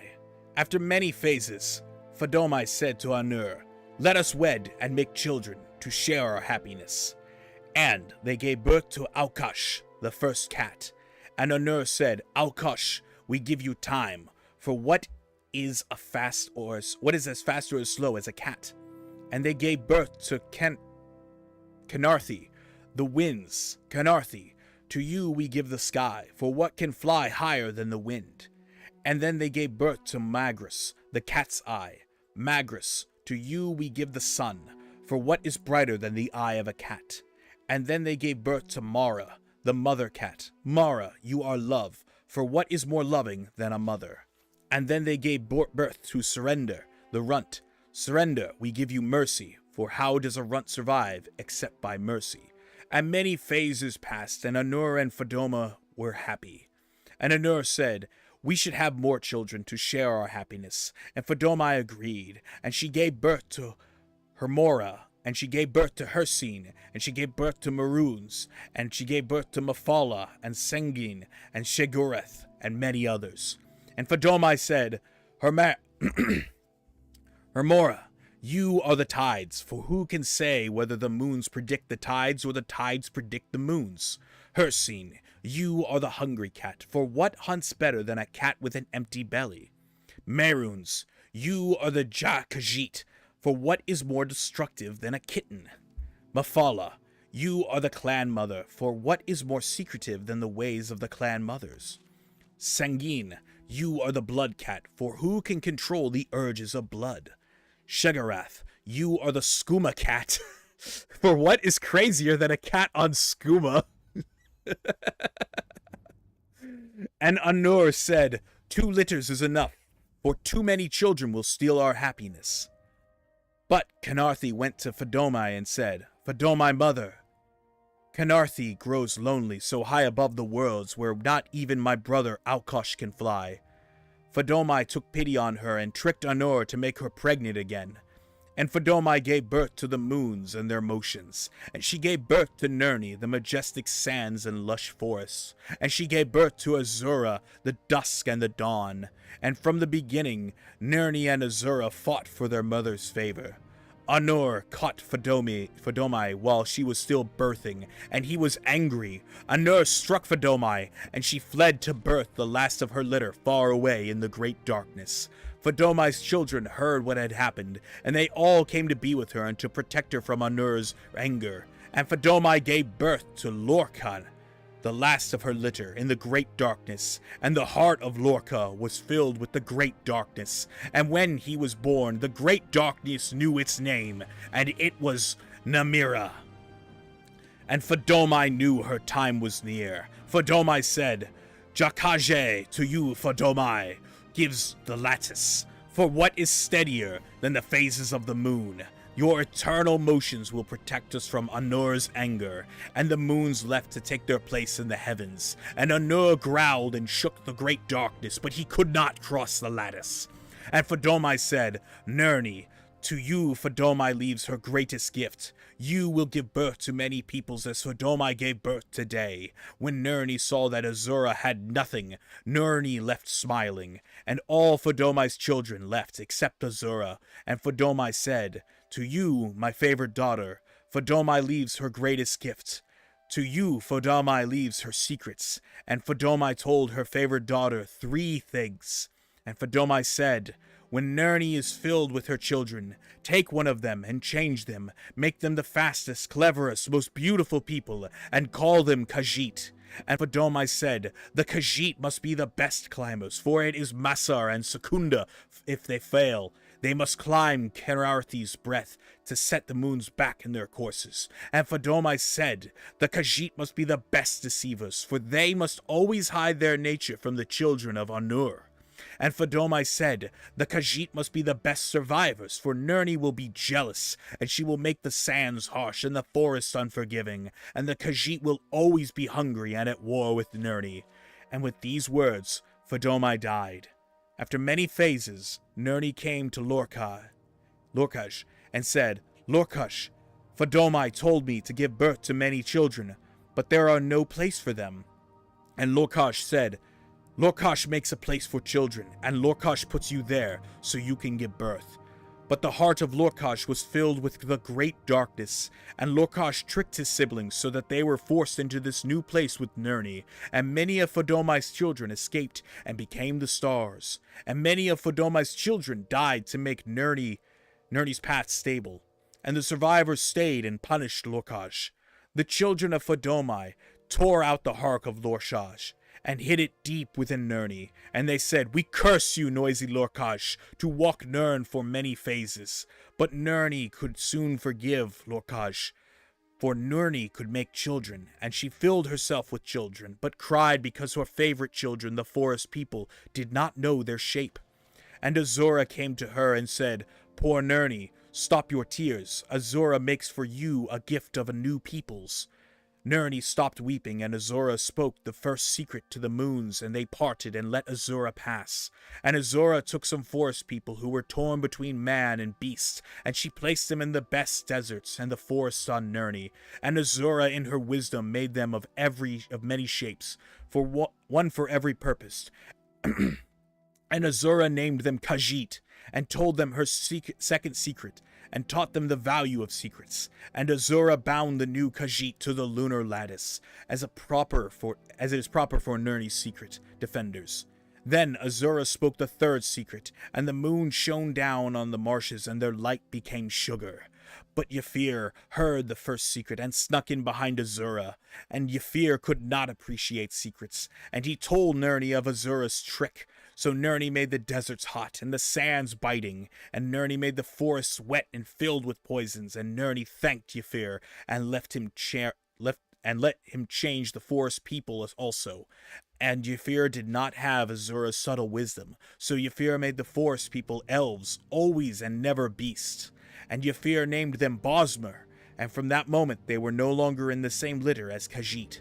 And because Ymir had no appreciation for secrets, he shouted the first secret across all the heavens with his last breath, so that all of Fodomai's children could cross the lattice. But Azura in her wisdom closed the ears of angry Anur and noisy Lorkaj, so they alone did not hear the word. Interesting. Interesting.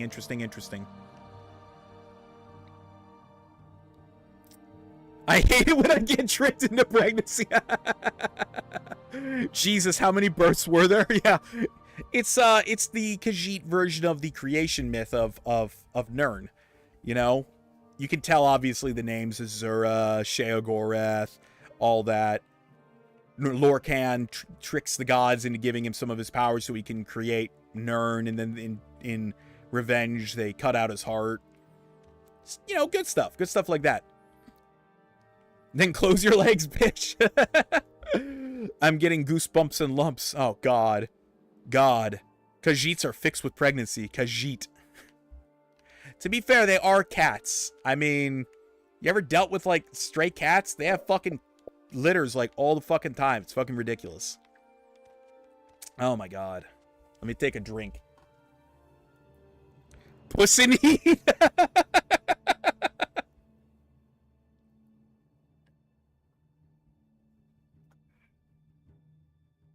All right.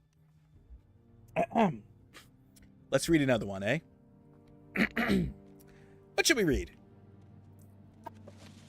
I will read The House of Troubles. It's not very long. The House of Troubles.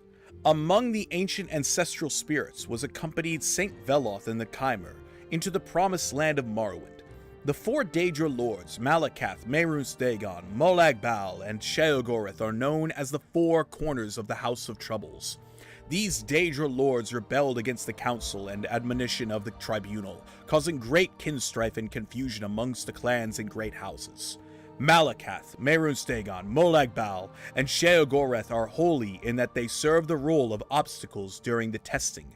Through time, they have sometimes become associated with local enemies like the Nords, Akaviri, or mountain orcs. Malakath is the reanimated dung that was Trinimac. Malakath is a weak but vengeful god. The Dark Elves say he is Malak, the god king of the orcs. He tests the Dunmer for physical weakness. Molag Bal is, in Morrowind, the king of rape. He tries to upset the bloodlines of houses and otherwise ruin the Dunmer gene pool. A race of monsters said to live in Molag Amur are the result of his seduction of Vivek during the previous era. Sheogorath is the king of madness. He always tests the Dunmer for mental weakness. In many legends, he is called upon by one Dunmer faction against another. In half of these stories, he does not betray those who called him, further confusing the issue of his place in the scheme of things. Can he help us? Is he not an obstacle? He is often associated with the fear other races have of the Dunmer, especially those who, like the Empire, might prove as useful allies. Mehrunes Dagon is the god of destruction. He is associated with natural dangers like fire, earthquakes, and floods.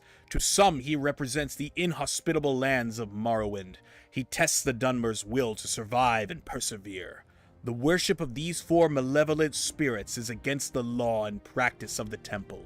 However, the four corners seldom fail to discover these greedy, reckless, or mad enough to serve them. By ancient temple law and custom, and also by imperial law, the lives of witches and warlocks are forfeit, and imperial garrisons join ordinators and buoyant armatures of the temple in tracking down and destroying these foul covens in the wilderness refuges, and ancient ruins where they conceal their profane worships. Ballin'. It's like, yeah, these guys are evil, and we deal with anybody that worships them pretty hardcore. Let me turn down the music. Hold on. It's a little loud. I can tell. There we go. All right. The Changed Ones. Oh, that's a short book. Oh my God. You almost had a stroke there? Did I? I couldn't tell. Sorry, sometimes when I'm reading, it's like... So a lot of the problems with, like, reading books in that you've never read before, or, like, in Skyrim, is that they have, like... Or Morrowind or whatever, is that they have all sorts of crazy reading, like... Or like, writing styles that don't exactly line up to what you're expecting. And the enunciation of certain words is very hard when you're just trying to read really fast. It's not hard when you read it in your mind, but when you read it out loud, you're tripping over your words almost. Fantasy books got fantasy words, kind of, yeah. It's fun. It's fun, though. Like, for example, like, right here, it says, like, of all the Et Ada who wandered Nirn, Trinimac, it's like, Et Ada, like, it's a weird phrase. But, yeah. Anyway, it's pretty funny to learn that Trinimac is just, or, Malakath is just poop. I'm not kidding. Changed Ones. Of all the Et Ada who wandered Nirn, Trinimac was the strongest. He, for a very long time, fooled the Aldmeri into thinking that tears were the best response to the sundering. They cried and shamed our ancestors, especially the feminine Altmer. They even took the missing god's name in vain, calling his narratives into question. So one day, Boethia, prince of plots, precocious youth, tricked Trinimac to go into his mouth. Boethia talked like Trinimac for a while then, and gathered enough people to listen to him. Boethia showed them the lies of the Et Ada, the Aedra, and told them Trinimac was the biggest liar of all, saying all this with Trinimac's voice. Boethia told the mass before him the triangled truth. He showed them with Mephala the rules of Psijic endeavor. He taught them how to build houses and what items they needed to bury in the corners. He demonstrated the right way to wear their skin. He performed the way to walk to achieve an exodus. Then Boethia relieved himself of Trinimac right there on the ground before them to prove all the things he said were true. It was easy then for his new people to become the Changed Ones. So yeah. So this is showing how the orcs became a thing. Boethia ate Trinimac and pooped him out, and he became Malakath, and all of Trinimac's worshippers became orcs. And they're the Changed Ones. Just don't question it.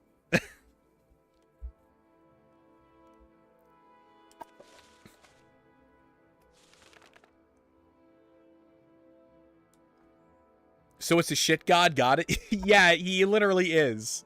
Yeah, Malakath, the god of the orcs, is literally poop. No cap. No cap.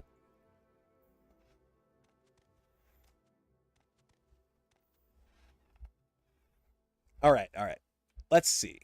My name is Malakath, god of shit and orcs. It's basically the same thing.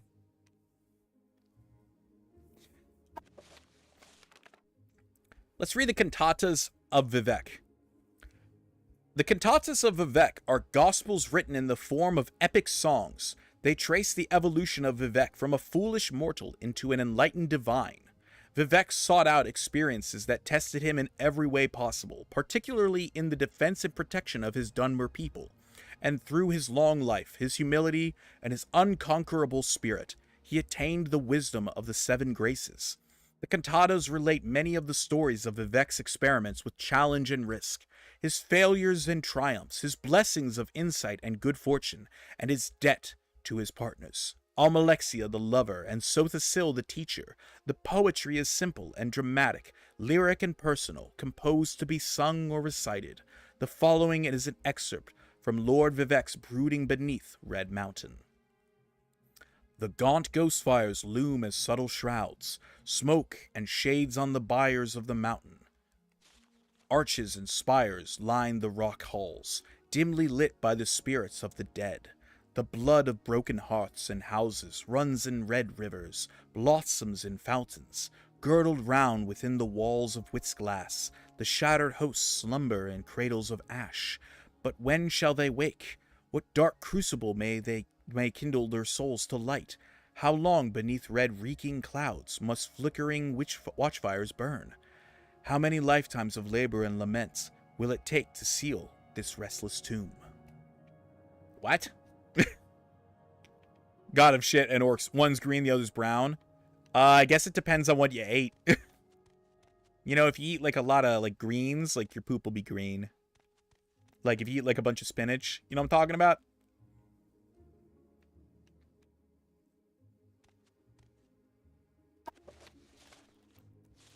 All right. Let's read the antecedents of Dwemer Law.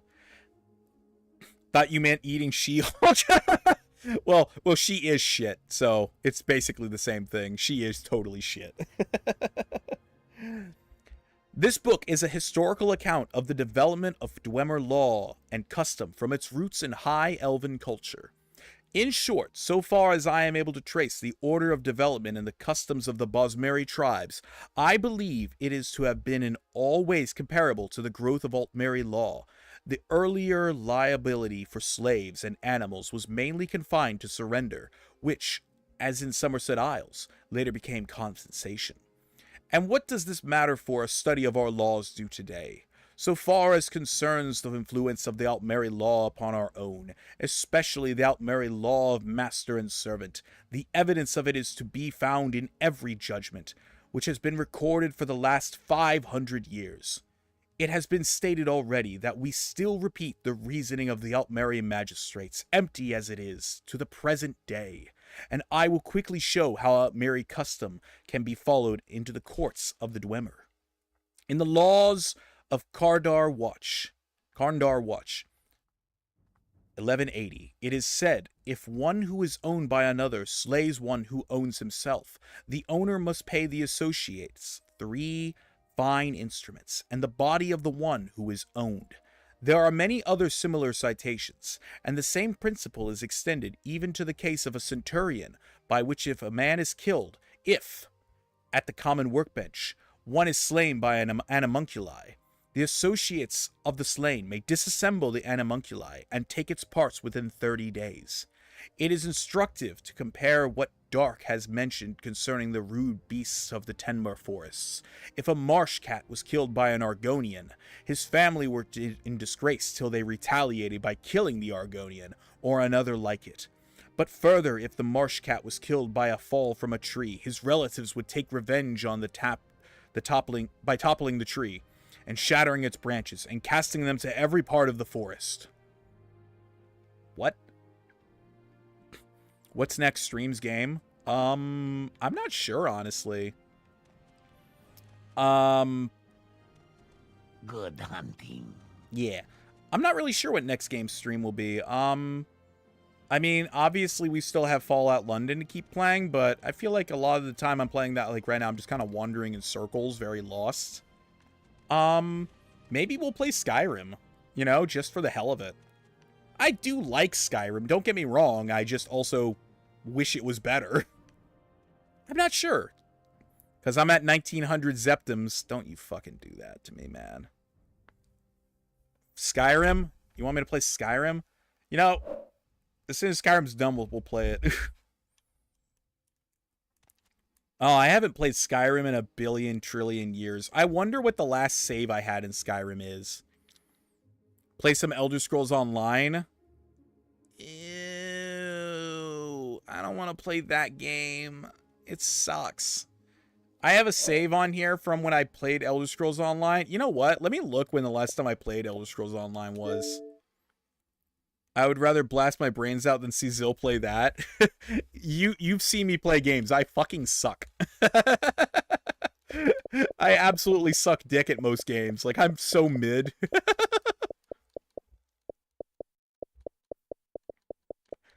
To play an online MMO, the only MMO I was ever even tolerable at was Final Fantasy XIV, and I haven't played Final Fantasy XIV in like 2 years. Let's see. Where is Elder Scrolls Online? Maybe I'll play Mass Effect. That'd be fun. Why do I have 0 achievements in oh, I think it's because I always play with mods. I'd always pick some random mod. Plus, because ESO is shit for me. 76 is meh. They're all shit. I played it, did I miss it? I feel like I missed it. No?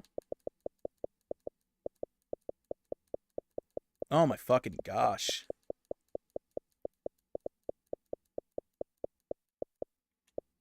Oh, there it is. There it is. Bro, Flight Sim, let's go. I crashed a plane so bad. Look, I played this game when it first came out for like a few days, and then I gave the fuck up. I think this is literally the day of release for the Xbox. Pilot, there's a tap. Play some Sims 4, but you gotta download the nude mods. I've never played a Sims game for more than like 10 minutes. I just don't get it. This is basically as far as I got. I got to chapter 2.5 and the game kept like crashing and being a piece of crap because it was still brand new at the time. This game has 7,000 gamers. I mean, it's an MMO, so fair, whatever. I'd rather play Final Fantasy XIV all the way through again, unironically. And that game's long as shit. Make a child with death? What?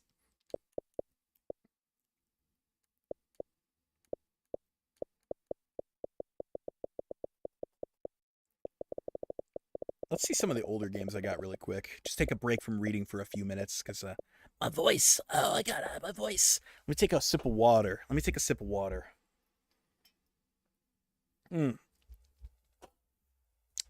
That's good shit. Let's see. I never beat the Fractured Butthole. I have a lot of games. I have a lot of games I just never fucking beat.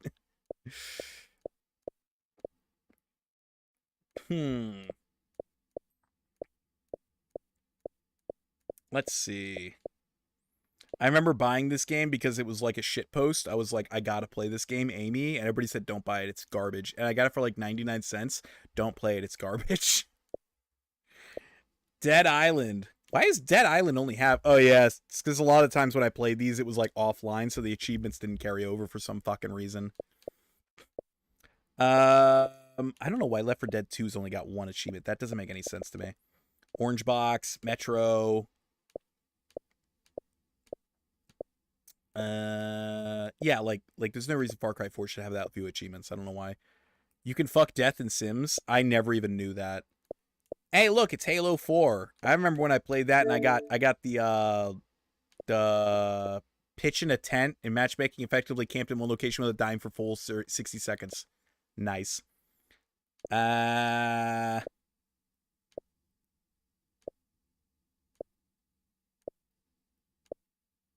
the hell? Lone Wolf Legend. Only 3%, 3.26% of players unlocked this. I'm just that good. I'm just that good. Man, I did that like 12, 13 years ago. Oh my god, I'm getting old. I'm getting so goddamn old. Oh, fuck.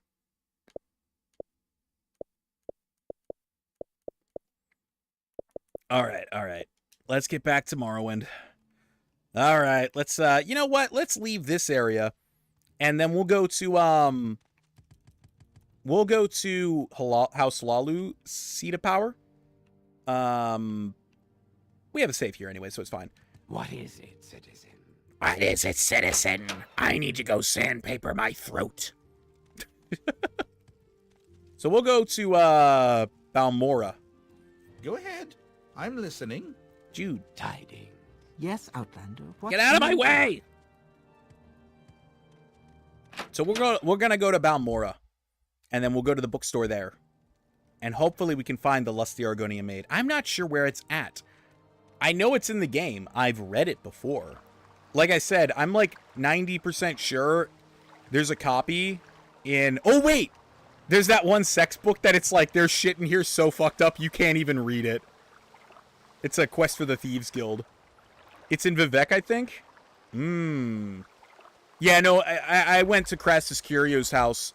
I couldn't find it on him. He might have a copy on him, but I don't have any weapons to kill him. You know what?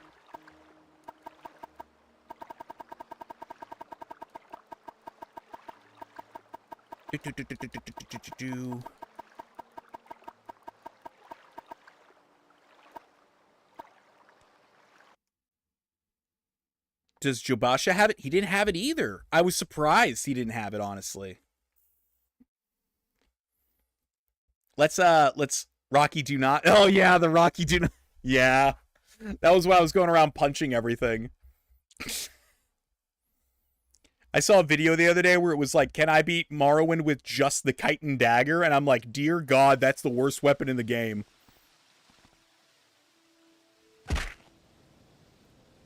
Whee! I'm fast, boy, I'm fast! Why do I not have a shirt on? I literally have no idea why I don't have a shirt on, but I am fast as fuck.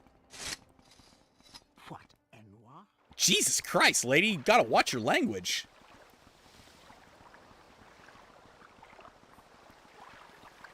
So you started punching everything or fisting everything? Yes. Exactly. The Lusty Argonian maid is given to you by Crassius for completing his quest. Yeah, I thought so. Where would I have dropped it at is my question. Because I definitely would have done this quest by now, but we'll go to the foreign quarter just to see if maybe we could talk to... Maybe we can kill him and get it. Yes, I'm done with the whole character lip sync and character animation. Hell yeah, man.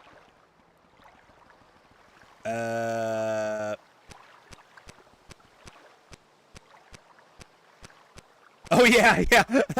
I forgot I had a spell called Booty Call. Damn, that Aches Pixels Brawl, that thing's my kryptonite. Oh my god, look at that. Look at that. You know that's some sexy shit right there.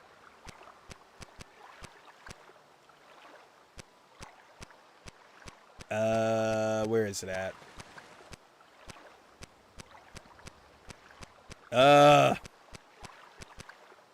Sure. What the fuck?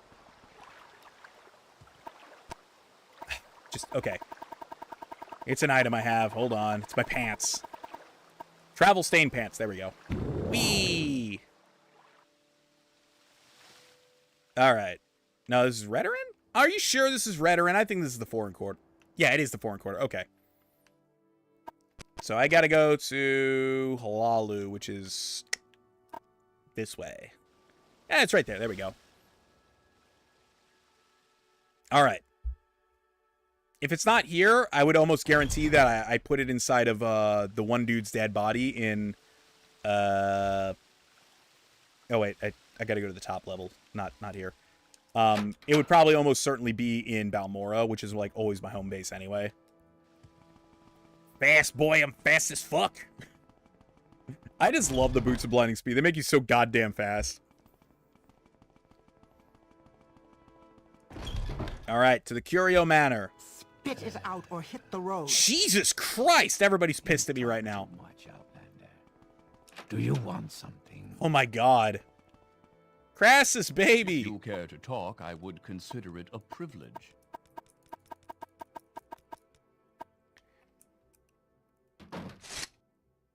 I will enjoy this.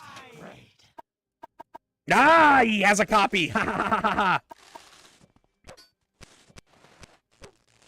You'll never take me alive, coppers! Yippee! Oh my god, he really hit me with that spell and it's fucking me up. Alright, we're gonna have to...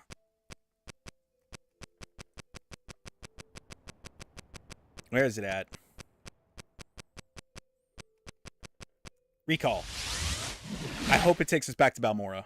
My time is precious. So No, where the fuck am I? What the fuck?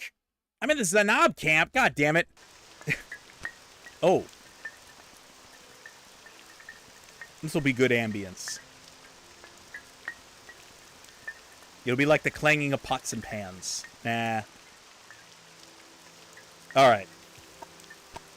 Let's read The Lusty Argonian Maid. Okay, the rain noise is actually kind of annoying. Okay, there we go. Alright. There we go. Oh, hold on. The Sex Mad Lizard. Now all I need is a Roblox BG background footage and some minor edits, then it's ready to post. It's about Texas suing Roblox for child safety violations. Texas AG Ken Paxton was the one who filed it back on the 6th. Claims Roblox is deceiving parents about the platform, stating it's safe. Some say they don't want to increase their age rating since it was disqualified being on mobile apps or whatever. Well, then maybe they should go out of their way to make it so that weirdo sex games and child predators and stuff aren't on the fucking platform.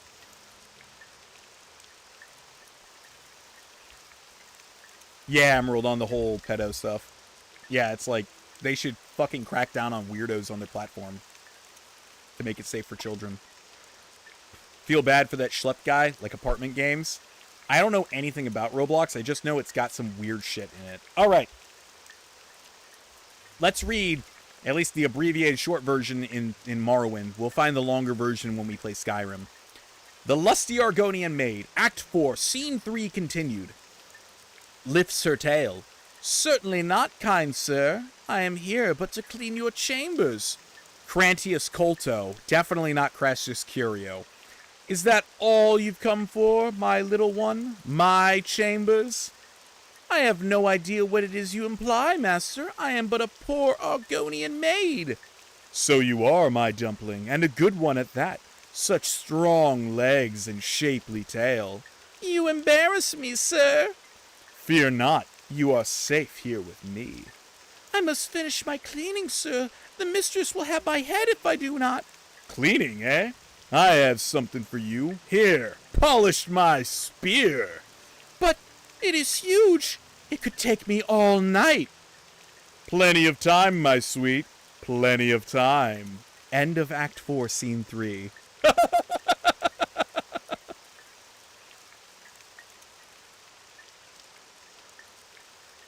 Me and my lad of mine are in some reporting their asses. Good. Fucking report them. And in front of us, we blackmail with them -6. That's tough. I would just report them. I would not say I condone blackmail. Just report them. Fuck them. If they're doing fucked up things, just fuck them. Report them. I would understand VTube game, but Roblox? Hell no. I don't understand it. Like, I've never played Roblox, so I don't really get it. Let's go to my house and see if I can't find a bunch of books that I probably have stacked up. I probably have a lot of rare ones.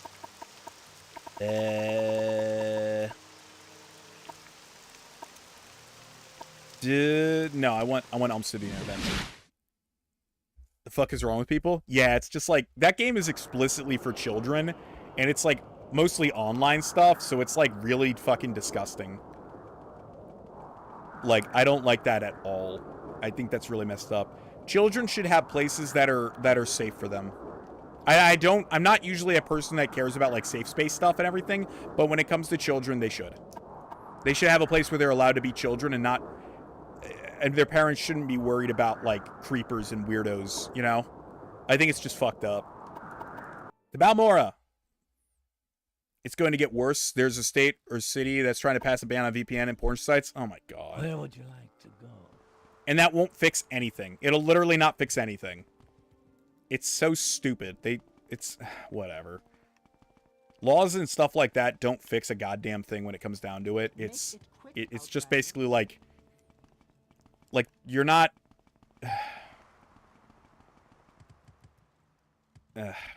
just enforce the fucking rules. Is it that hard to enforce rules? So when weirdos are online, like, you don't have, you know, you basically, like, sucks. What? I don't have a lot of books. What the hell? Ooh, I got the yellow book. Alright, let's grab these. What did I do with all my books? Huh. How much money do I have? Only 2K? Good God, I'm poor. I know what you're talking about. The True ID shit that passed like a month ago or so ago. Yeah, it's so stupid.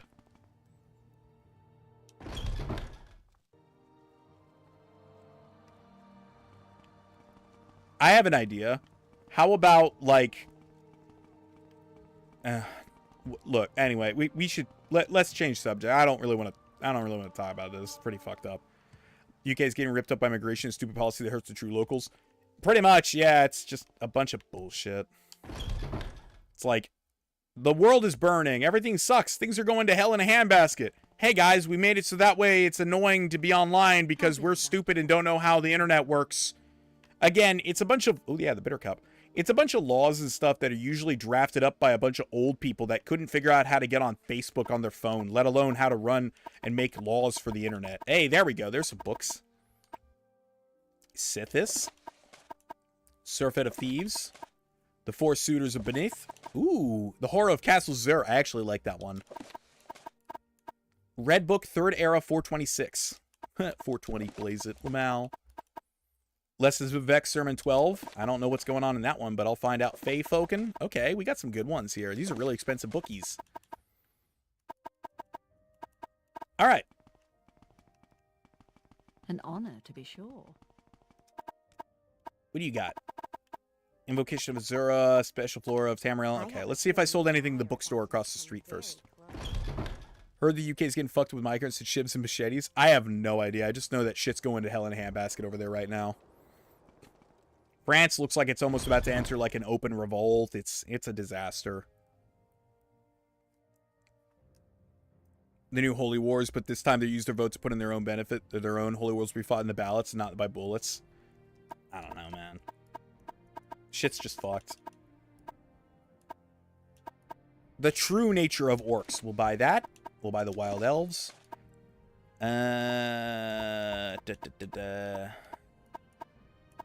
Pig children. Oh, man.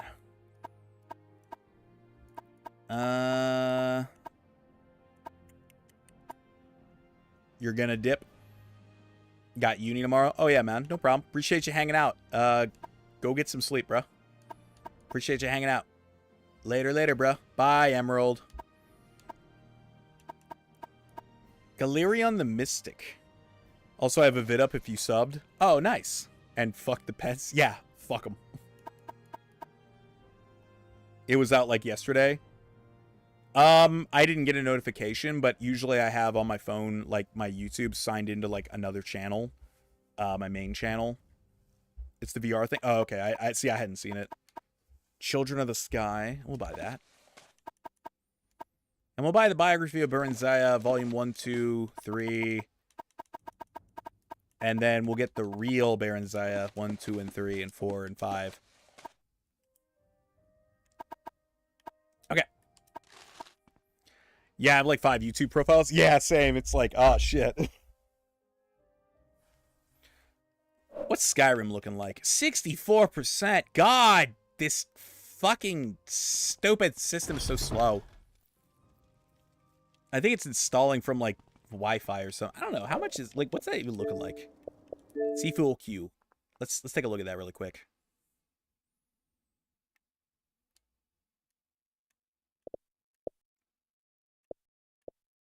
You've got a game running. Help it to install. I'm not trying to get monetized with a meme channel. Lol, bro, I'm not cooking well. I got 11 subs from one meme today. Oh, wow. That's fucking awesome, man. Congrats. That's so cool. I never know what the hell to do with YouTube stuff.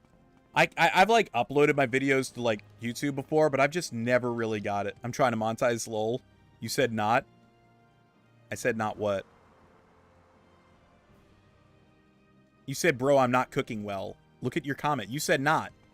I was like, what do you mean you're not cooking well? Yeah, see, you done screwed up and you're over here like, old Zilbo, I fucked up. It ain't me, bruh. No, that's super cool, though. You got 11? That's fucking dope.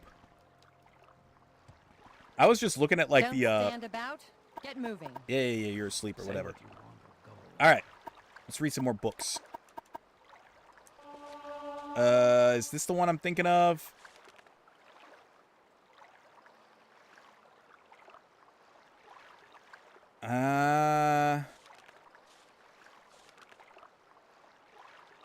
Yeah. This is the one. This is the one with Vivek. This is a good one. This is a good one. The 36 Lessons of Vivek, Sermon 12. As the Hortatator pondered the first lesson of ruling kings, Vivek wandered into the morning hold and found that Aeom was with a pair of lovers. Set had divided himself again. Vivek then leapt through the air leapt into their likeness to observe, but he gained no secrets that he did not already know. He left a few of his own behind to make the journey worthwhile. Then Vivek left the capital of Veloth and wandered far into the ash. He found a span of Badlands to practice his giant form. He made of his feet a less dense material than the divine to keep from falling waist deep into the earth.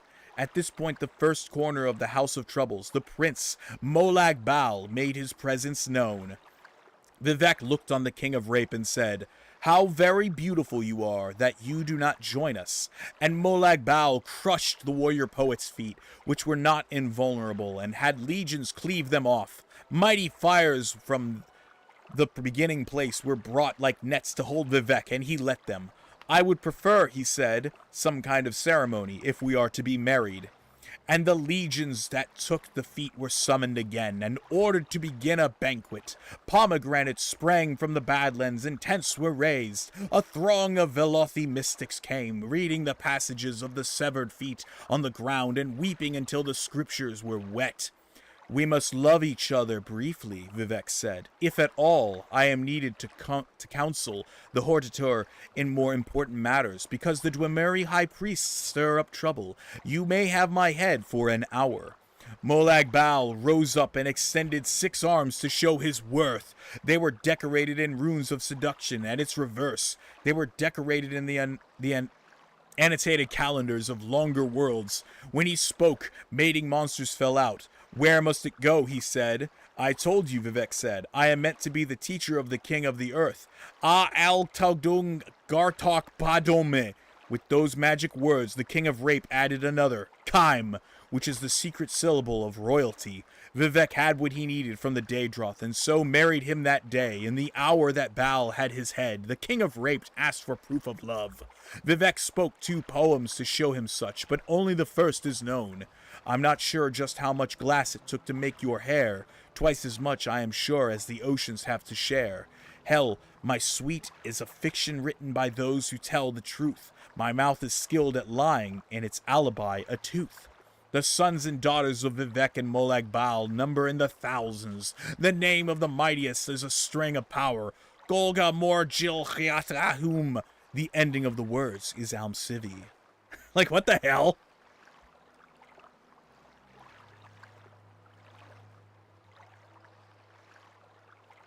I clipped the proof? What? Huh?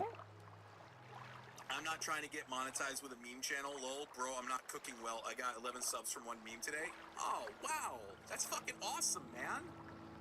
I just read your comment, is the thing. Congrats. That's so cool. I read your comment, Login. The hell with YouTube stuff.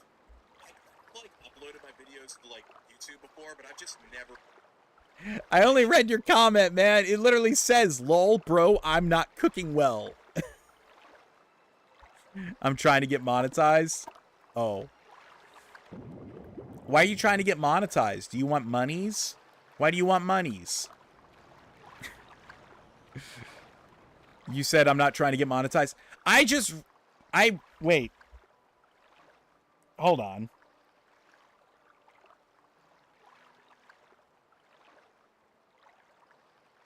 Wait, did I? Gotcha? Wait. Did I? Am I fucking stupid? Wait.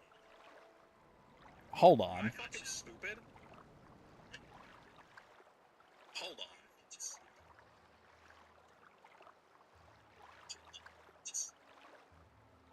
on. Clips.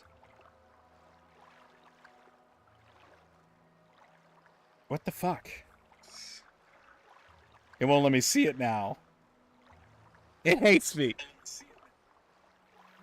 It hates me. I don't know. Whatever. It's fine. Add. No. No apologies. I will never apologize. Evers. You can't make me. I'll read another book, god damn it. Let's float up there to that tower. Levitate. Oh, fuck you, game. Fine, I'll use my damn pants. Me. Alright. Nice. Alright, let's read another book.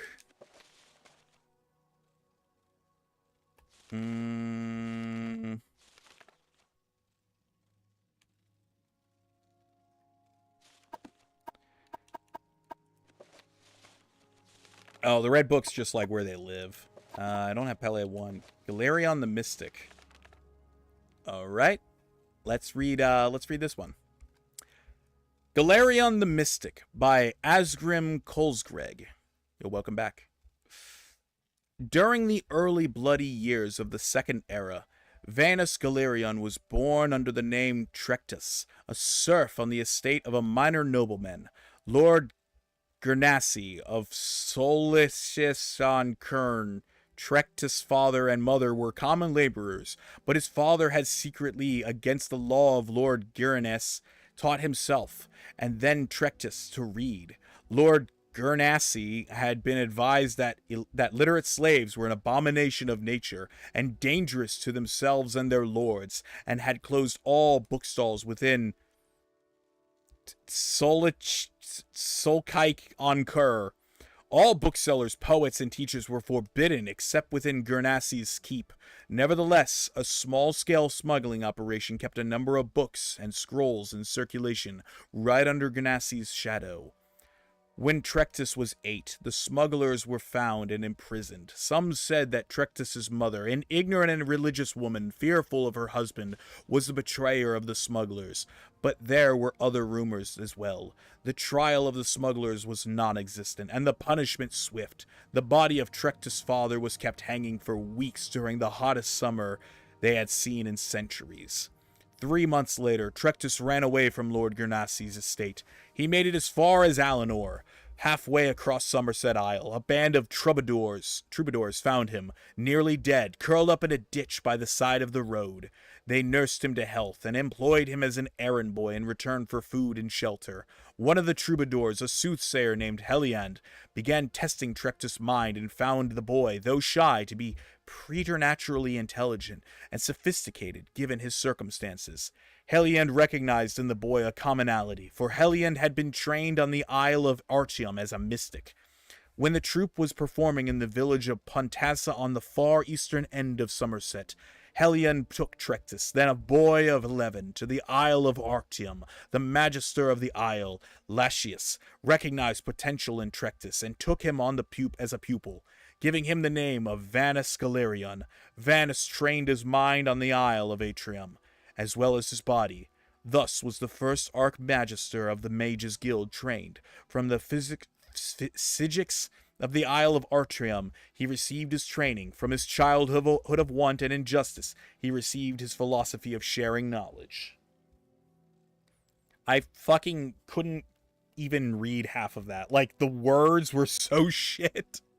I was like some of those words were total ass. Like try to read that. Lord Gurnassi of Solishik on Kur, Trectus' father. Like, what the fuck? It's just word salad. Oh my god. Oh my god. Come on, Skyrim, fucking download.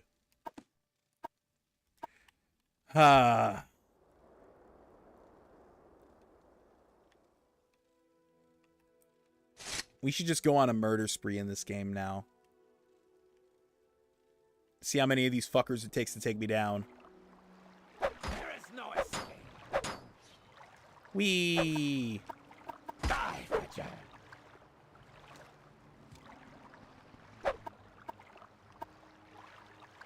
I'll pay the gold.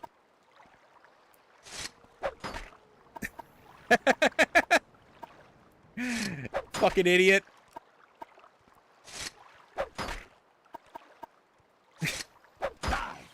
So how much is it now if I killed the guard? Is it like another 40 or is it immediately 2,000? There we go. There's a guard. Then pay with your blood, outlaw. Deal with it.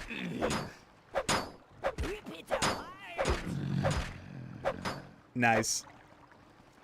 You like to walk a fine line, don't you? No. Say what you want or go away. Oh my god. Let's see if the Fighters Guild can do anything. Come on, fight! Oh, you guys ain't jack shit. I just realized something. You want to know something really funny?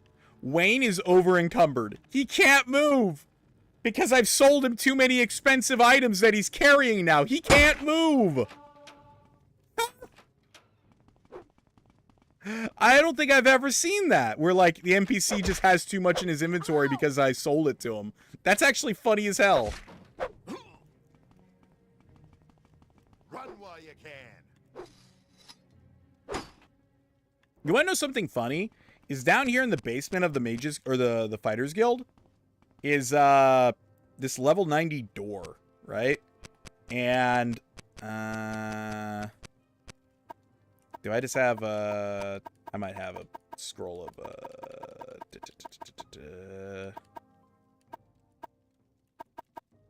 no, I don't. I don't have it. Do I have a...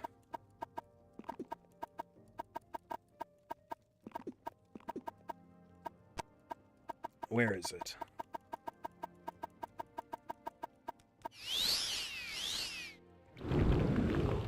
I can't even open it if I wanted to. Behind this door is like a little trap door. There's nothing there. There's no reason for it to be there. And they get all pissed off and bent out of shape if you open it. But it's there for some ungodly reason. I'm not really sure why. There's nothing to do back there, and you immediately get expelled from the Fighters Guild if you do go there. Like, whose bedroom is that? Isn't there a guy in there, too, now that I'm thinking about it? Do I have a save where I have, like, an actual, like, ability to, like... Let's see.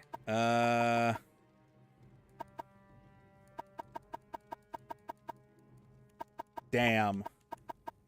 I deleted all my saves when I started this, so I don't even have the ability. That kind of sucks. Oh well.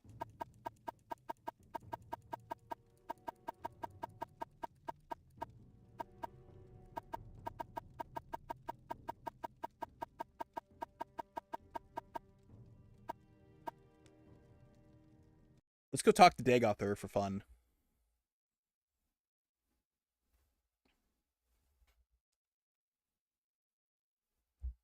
Oh, is Skyrim almost done? Holy shit. It might be better to just literally like tab out of the game and then just wait like 5 minutes. It's so bad. Yo, what's up, Dagoth? Welcome, Moon and Star, to this place where destiny is made. Yay! God, look at him. Look at that. Look at that toned fucking body. Look at that beautiful golden mask. Oh my god. Oh my god, he's so fucking hot. I mean, so evil. So evil. Yeah, I mean. Holy shit, look at those nails. I want a bod like that. Well, there's only one way to get it. You have to stand in the exact same place all day for hundreds of years doing the exact same movements. He's very calisthenically minded. I want to lick them kneecaps.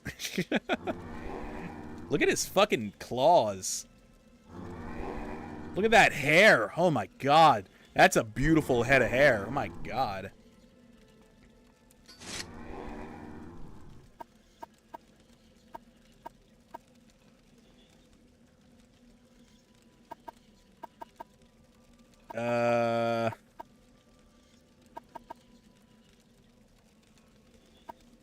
Defend yourself. Even though he says that you're the challenger and you fight first, if you talk to him, he will attack. It's kind of funny. Come on, Dagoth. Oh, fuck!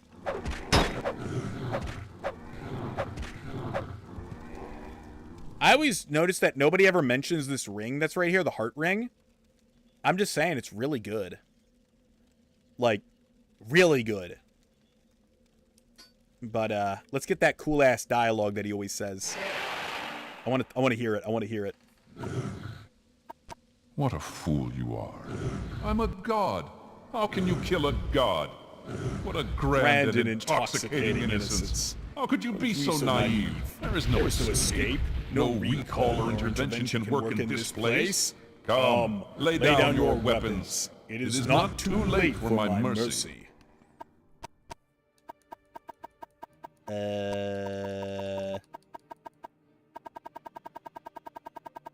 I have so many 6th house amulets, like, holy crap. You never seen that before? Really? Really? I always notice that nobody ever mentions that ring. And I'm always like, it's right there. Like, it's a really good item. Come on, Dagoth, fall off. Come on, buddy.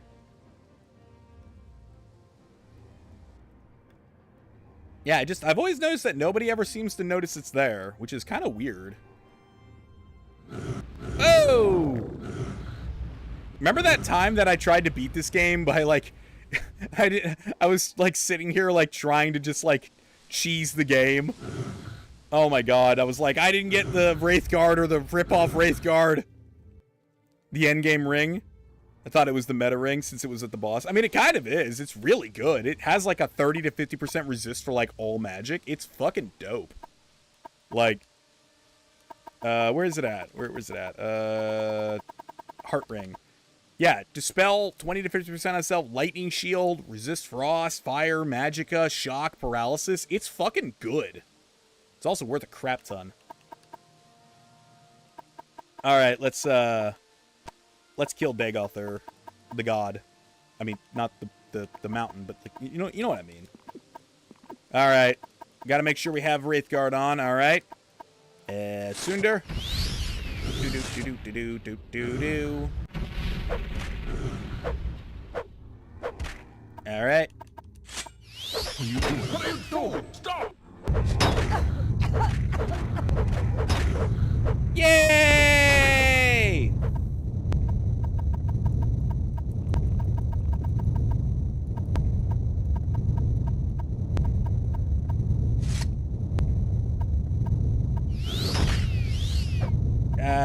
Put on Sunder, it buffs you. Oh shit! Oh no! Slow fall. And then give me my, this game taught me to look in every nook and cranny there is. Yeah, it's same. I'm always looking around for everything. Every time I find something new in Morrowind, I'm like, oh wow, that's cool. Whee! Why am I still falling? Oh my god, I don't have enough charge. Oh no! Oh no, no, no, no, no, no, no! Oh no, no, no! Do I have nothing? Oh no! I fucked myself! Oh no! I don't have a float. I don't have a potion that can help me. Oh wait! Cheap Rising Force Potion. 8 seconds. Go, go, go, go, go! Why the fuck can't I fly?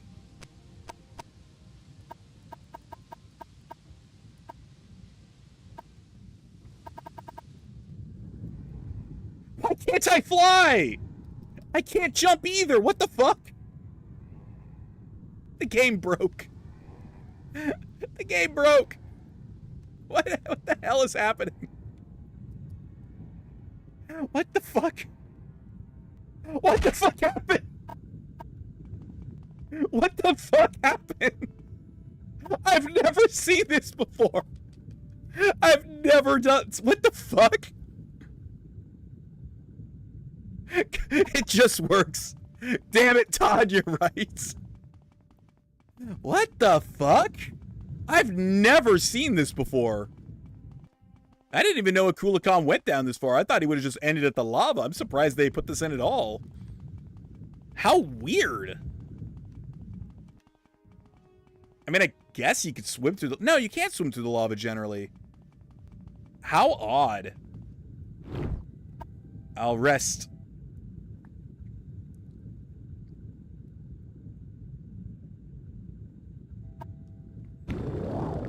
Alright, I'll use my pants to get out of here. I like how a Kulakhan won't fall apart until you cross the bridge. Yay!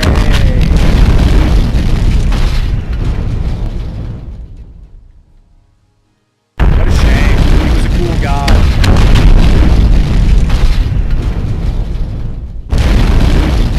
Fucking dope.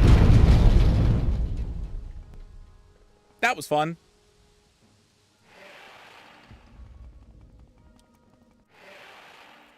I just love when the game breaks. Hey, look, it's Azura. Hey, bitch, give me the end cutscene. You no longer bear the burden of prophecy. Guys, we did it. We beat the game. Your destiny. You are free. Yay! Doom folly, Lord Dagoth's temptation, the tribunal's seduction, the god's heart freed, the prophecy fulfilled. All fate sealed and sins redeemed. If you have pity, mourn the lost, but let the weeping cease. Yay! Blight is gone, and the sun's golden honey gilds the land. Come, take this thing from Hail, the hand Savior, of God. Hortator, and Nerevarine, your people look to you for protection. Monster and villains, great and small, still threaten the people of Vardenfell. Enemies and evils abound, yet indomitable will might rid Morrowind of all its ills. For you, our thanks and blessing, our gift and token given. Come, take this thing from the hand of God. I've always been under the impression that they didn't exactly know what the fuck the reward was gonna be. So when they recorded that voice line, they were like, we'll just put it as this thing because it's like, okay. And then of course, of all the things that she could give you, it's this shitty fucking ring. It's like not even that. I mean, it's nice, but it's like, first of all, it's a bitch to get. The Ring of Azura. Night Eye 20 points on self because the game is dark as shit sometimes. And Restore Fatigue. Restore Fatigue is a really awesome ability, but like, for being an item that you get from defeating Dagoth Ur and saving the world, it is way underwhelming.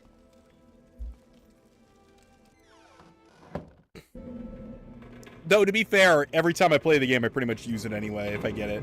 Because, like, it depends. Because usually by the time that you get to this point in the game, like, you have so much fatigue, it doesn't even fucking matter. Like, look at this. I'm just running around busting ass, like, going. And it means nothing. Like, it'd be nice to have on, but, like, it's absolutely not required at this point. Hey, I killed your bro. Hey, bro, don't hit me, bro. Later, dorks. Dagoth Ur. I always really love this because, oh, come on. Fine, I'll use the potion of the bargain one, whatever. I always like that you come out here and it's all, like, sunny and stuff, and you no longer have the ash storms and everything. It's a nice little, like, I don't know, reward for your troubles. That you get to come out here and you get to see that it's all nice and clear finally. When earlier it was all shitty and red. Hey, fuck you, Cliff Racer. You know who I am? Fucking asshole. Do. And then if you go to the Ghost Gate, it's all disabled. I think. If I remember right, it's disabled. Ow. Alright, let's go. Skyrim, come on, hurry up, game. Hey, did you hear, Corpus Guy? The Blight's defeated. You're free. You're free, buddy. He's like, I'm still trapped in hell. Yep, Ghost Gate's disabled. Ghost Fence or whatever. Oh, fuck, it's a Daedroth. Nope. Unironically, getting Sundar is so ridiculously good. This is one of the best weapons in the game. Keening kind of fucking blows, I'm not gonna lie. It's kind of shit. Like, it's okay. But, like, look at how much Sundar does. It gives you a Fortify attack 30 and a strength of 20. And it's also got a chance of with the chop attack of a 10 to 70. It's just way better. Fortifies endurance and luck 20 points. That's just OP as shit. Add in what you get from Wraithguard with all the reflect and shit. It's nice. I like how it turned red anyway. I was just talking about how nice it was that it turned blue, and the game's like, you know what? Fuck your blue. Oh my god, Skyrim! Alright, we'll just quit. We'll just quit and let Skyrim install. Hurry up, game! Hurry it up! Hurry it up! Waiting on you! The disk is 1.77 gigabytes of 3.46. What? Are you telling me that this whole fucking Blu-ray disc only has 3 goddamn gigabytes on it? You know, to be fair, Skyrim on the Xbox 360 is only like 2.5 gigabytes. I'm not even kidding. It's super tiny. I remember being like really amazed at that when I first bought it on the 360. I was like, wait, what? Oh, but yeah, the Skyrim thing. So I bought Skyrim originally on the PlayStation 3, and then I sold it because I got bored of it. So because I wanted to play Red Dead Redemption, and then later on I got it on the 360. Then I got it on the Xbox One here. Then I got it on the PS4. Then I got it on the PC, or no, sorry, I got it on the PC, and I also got the special edition disc and the regular one, so that's 2. Then I got it on the PS4. Then I got it on the PS4 VR. Then I bought it again on the PS3. Then for the final time, I bought it on the PS4 VR. Oh, I just realized I also bought it, I think, on PC for VR. So I bought it 10 times. I have bought Skyrim 10 goddamn times. I don't even really like Skyrim. Why the fuck do I have 10 goddamn different instances of buying it? 9 different copies. I only sold the one, so I have 9 copies of Skyrim. Todd, you bastard, you've done it again. Complete in 2 minutes.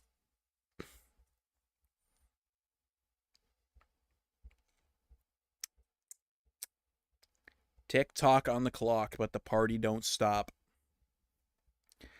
So Logan, what you been doing lately, man, with streaming? You just kind of been pivoting more towards doing your videos, or are you kind of giving up streaming? Like what's that about, man? I haven't seen you been online in a while, besides when you're talking about making videos. Maybe you could make a stream of making the videos. That'd be kind of fun. I'd watch that. Yeah, YouTube streaming sinks time. Yeah, streaming takes a lot of time, and honestly, it's like you just don't get a lot of instant feedback from it is the issue. I mean, you get instant feedback, but it's like you don't get like eyes, and especially on like Twitch. Twitch is such a narrow platform for streamers. Like it's definitely one of those things where I feel like you have to have like a kingmaker. Like unless someone like helps you out like to get big, like I feel like it's really hard to get out of that like small niche. Like on this stream, I think we had a max of like 7 viewers at one time. Oh, that makes sense. Yeah, I guess you wouldn't want to have people copy you. That makes sense, yeah. But anyway, you just when you stream, it's like it's fun, but like it sucks at the same time because like it takes a lot of time to stream, and then like you feel like a lot of the times like not like it's not worth it, but like I don't know how to describe it. You see other people, they have like dozens and dozens or hundreds or thousands of viewers, and it's just consistent, and you're like, how do you get that? Like I don't stream consistently, but I stream long time in when I stream, usually up to like, you know, at least a couple hours. I try to at least. But like I don't know. I've been doing this for like 7 months now, and I still feel like I just like don't get, it's hard to get traction, you know? Like I hit 50 followers back in like July, and I just now crested 80, and that was like 4 months ago. So that's an average of like 7 followers per month. Like it kind of sucks, not gonna lie. Like a lot of times you feel like you're just grinding shit out for nothing.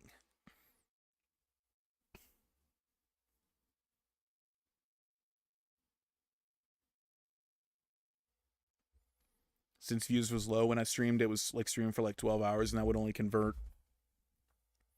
to like $2.50-ish bucks. Yeah. Streaming's kind of hard in my shoes since I have a child. Yeah, that's fair. It is a lot harder for you. Oh, I think someone's here. Hang on, give me a minute. I gotta figure out what's going on. Hold on. Give me a second.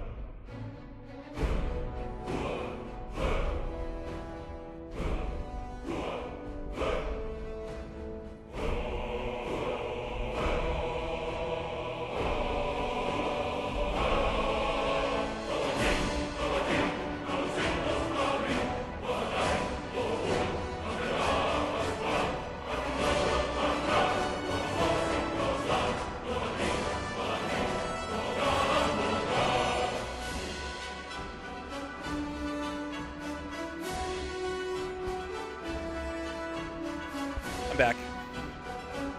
I let my dogs out, so I'll probably leave in a few minutes to go let them back in too. Hang on, let me adjust this.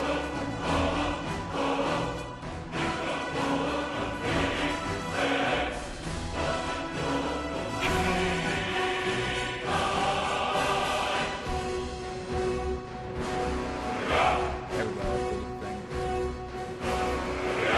But yeah, it's oh, this thing's loud as shit. There we go. But it's I get what you're saying. Streaming's one of those things where like I don't know. Sometimes I'm like, I just don't feel like there's like a return on investment of time. I don't know how to describe it. Not like I don't like enjoy it, and I'm not really doing it for money or anything, but like it definitely often feels like damn. Like I'm spending like hours and hours and hours streaming, and then you get like 2 viewers, you know, or like 3 viewers. And then, like, you know, then you're stagnant with like followers. Oh my fucking god, are you kidding me, game? Oh, well, this is a joy. But like, you feel like you get stagnant very easily with streaming. I don't know how it is really with YouTube. I haven't done YouTube in a very long time. True streamer burnout talk here. Yeah, it's easy to burn out streaming. Like, it's easy to feel like you hit a wall and then you're just like, what the hell am I doing? Like I said, I've been doing this for like 7 months. Or let me think. May, June, July, August, September, October, November. Okay, that's 7 months now. Try doing YouTubes. I just don't know what I would do on YouTubes. YouTubes. Oh, fucking ad break. God damn it.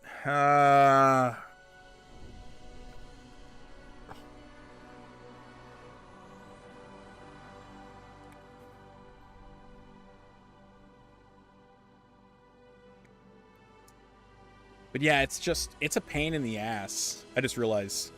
I'll let you know when I'm back. Oh, no problem. I just realized there's a... Oh, wait. There we go. I had to move it back in because it's not a 4x3. It's a 16x9 game. I gotta put some monies in your pocket. You don't have to do that.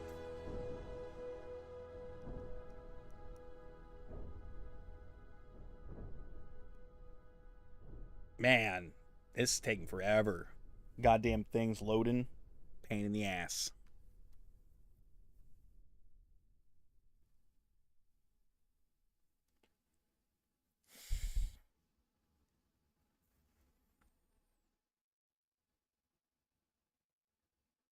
Oh, come on. Anyway, yeah, it's just easy to burn out while streaming. Like, it's like shouting into a void. And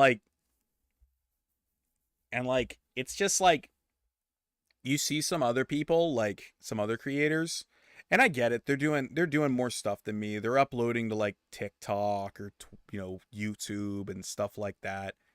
They're, like the other people, like I said, they're uploading to these other websites. They're doing more fancier things. They spend more time on like updating their like channel and banners and things like that. But like, you just welcome back. you just like, you can't help but feel like a bit envious of like other people when you're streaming, especially because like it feels like you're putting in a lot of effort. Not that it's a hard job to stream, technically speaking, but like it is exhausting. It's mentally exhausting. And when you put in like hundreds of hours a month to streaming, what were you ranting? Oh, I'll back up for you. I was saying that like when you're streaming, it's easy to burn out and also feel like you see like other streamers that like started after you and then they start getting a lot of traction very quickly.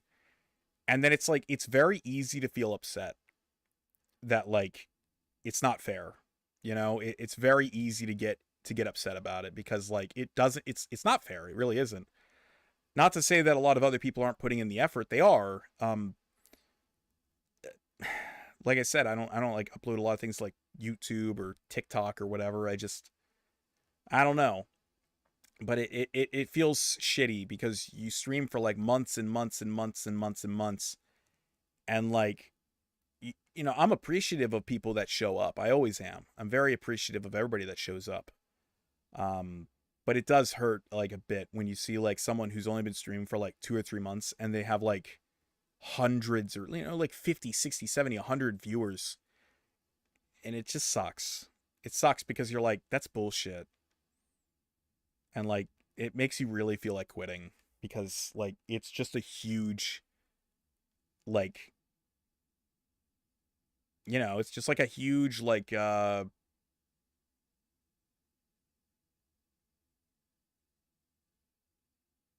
it's just like a huge negative, I guess. Depending on their niche, and of course, if they're a girl, if they're posting shorts on other platforms, trying to get some form of traction since Twitch fucking sucks and trying to get reached. I think it's a couple of things. I will say that I think girls have an innate advantage. I've seen it a lot, especially with girls, where they kind of just, they not saying they're not working hard, but like, people are more willing to give girls a chance, which I get it. You know, as a guy, I get it. A lot of times I'm like, I'd rather watch a girl streamer. I understand. But it does hurt. It does suck because you see a lot of that and you're like, that's some bullshit right there.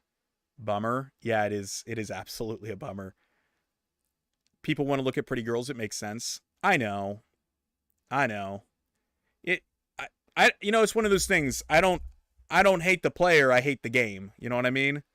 I don't hate the girls for doing it or taking advantage of the fact that, you know, they're going to get more eyes on them because they're a girl. I get it. I just hate the fact that, like, you know, as a guy, you're kind of, you kind of feel a bit slighted. It's whatever, though. It's just how the world works.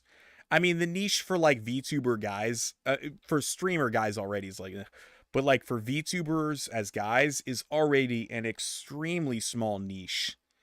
And I'm kind of abrasive, you know, so I guess I just I rub some people the wrong way, I suppose, a lot of the time. Why were feminists a thing? It was to make pretty women stop liking men so that ugly bitches can mate. It's intersexual competition. I don't know about that, but I do know that I do know that a lot of people like to drag each other down. I've seen that a lot with girls too, where like a lot of girls will absolutely try to drag other girls down, because they I don't know, they just do. I see it a lot more with it's more common with girls than guys, I guess. Like I've seen it at like the workplace where like girls will like absolutely shit on other girls in ways that you're like, what the fuck?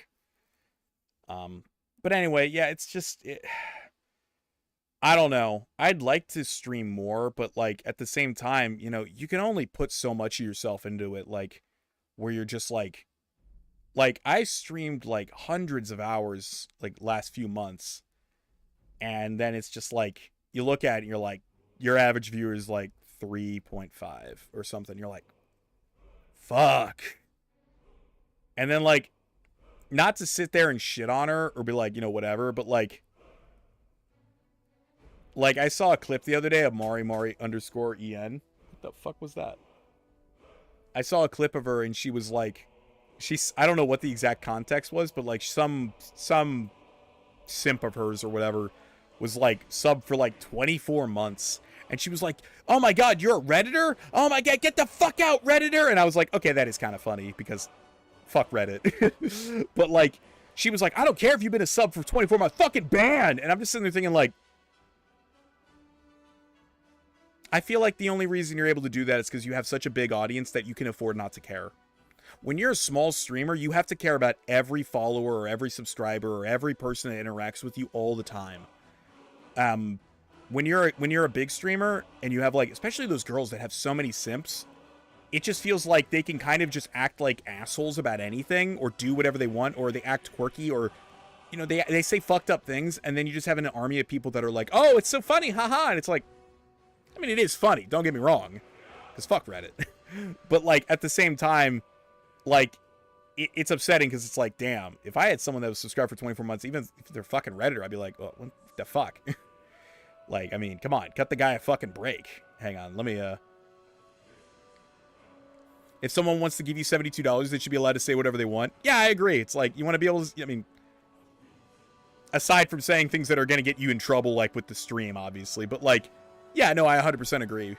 Like, if someone wants to give you, like, all that money and shit like that, and it's like, you know, they're there for your stream and everything, and then you're going to cut them off because you're like, oh, you're Redditor, fuck you. It's like, the only reason you're saying that is because you're big enough to not care. Because you've gotten to a position where you just don't give a shit. And it's like, not to say that it wasn't funny. I mean, it made a clip content. You know, I watched it. But, like, at the same time, it's like, it sucks. Because, like, you see a lot of these dudes especially, like, simp hard over these, like, VTuber girls especially. And then, like, it's so obvious that they're playing into the, like, girlfriend experience thing. And it's like, is it kind of immoral that you're, like, preying on, like, very lonely men?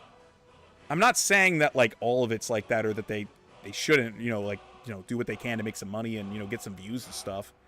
But, like, it feels dirty. And I've always been a proponent of, I don't like to feel dirty. Like, I don't like posting shorts to TikTok or YouTube very often. Very rarely do I post a short, because, like, it feels like it's predatory on, like, a weird level. And, like, I don't know. I don't really like the idea of taking advantage of people, and it feels like to me a lot of the times that a lot of these men that are followers of these, like, girls are really simping after them, and the girls are just okay with it because, hey, it benefits them, which, hey, if I was them, I get it. I'd probably do the same thing. Not gonna pretend I wouldn't.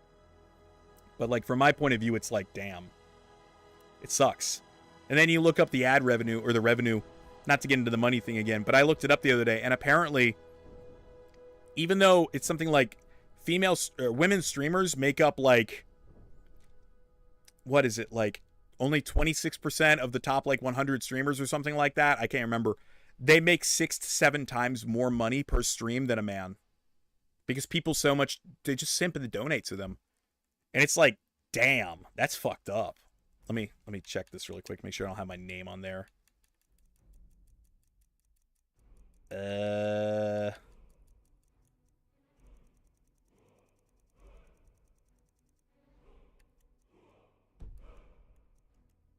Okay.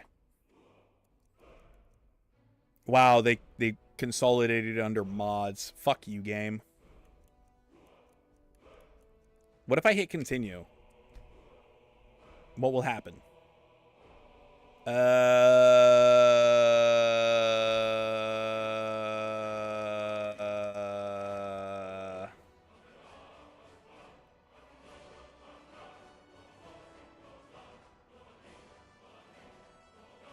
Sure. I used to troll people telling them, trying to sell my stuff, sell me their art stuff, where my stream was invaded by people cussing at me.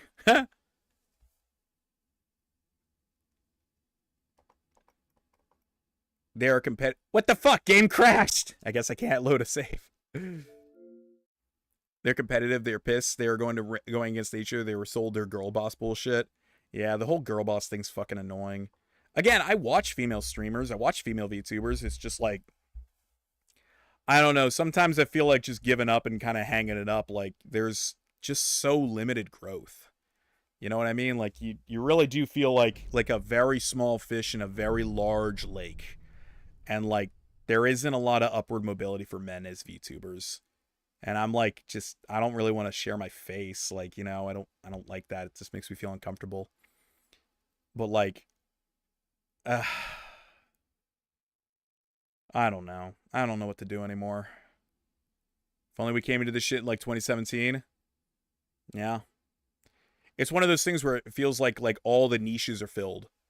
And like it's so overwhelmingly women-centered. And I get it. That's fine. That's what people want. That's what the market demands. But like it does suck when like you feel like you put in a lot of effort into it and then just the return is just so hard fought. And then you see other people, girls, kind of just skating in and just instantly like successful. And it's like, it's not fair, you know, but that's just it. It's not fair. Life's not fucking fair, you know?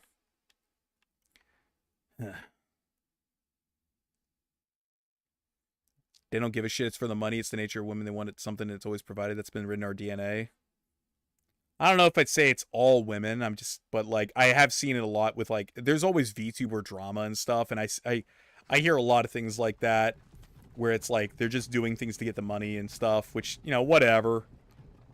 Again, I can't blame them. They, you know, they're given an advantage inherently and they're taking advantage of that advantage. You know, what do you expect? You know, like what the fuck do you expect? If someone gets an advantage given to them, why would they not take it? That's why I'm telling my lady to fucking stream. Yeah. I've told my sister that. She's like, I wish I could do something online, you know, make money or whatever the fuck. And I'm like, just stream. And she's like, no, I don't want to stream. I'm like, literally just stream and be like a somewhat pleasant person.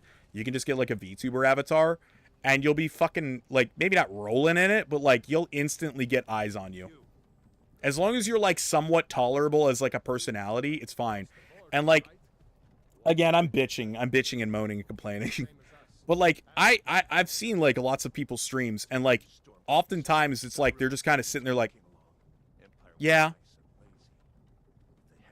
Yeah. Yeah. Hammerfell. Yeah. And it's like, they don't respond to comments. They don't talk very quickly or very often. They just say stuff. Like every now and then. And people are like, oh my god, so amazing. And I'm like, motherfucker, I'm over here yapping like a son of a bitch. It takes a lot of effort to sit there and shoot the shit for like hours at a time consistently. And like, and it just sucks because your effort feels like it's gone very unrewarded. It just sucks. Like that's basically the bare bones of it. I don't want to keep bitching because it feels petty. Like, oh, he's just bitching and crying about it, but you know, it just sucks. And now men again are being pushed by women, bro. So I saw this interview on Fox about male loneliness. The guy addressed, well, what can we do for women? Like, bro, no, what can women do for men? We've been told it's always do for women. This, that, and the other thing we've been told I've been treated instead of how to treat men. I saw that exact thing. Yeah, it's that men for our whole lives we're taught. Like, you need to treat women like this. You need to talk to women like this. You need to be a good guy. You need to do this. You need to do that, the other thing. And a lot of girls have been taught, this is how you should be treated. This is that and the other thing. And it's like, there's no like give and take. Again, I don't blame women explicitly. It's not their fault they got told these fucking bullshit lies and that men are evil and, you know, do whatever the hell you can, and it's not their fault. They got told by a bunch of douchebags. I don't blame women. I don't blame men. It just sucks. It just sucks that this is the reality that we live in. And we have to be sent off to war, and they want equality only in their benefit. It's the feminist movement.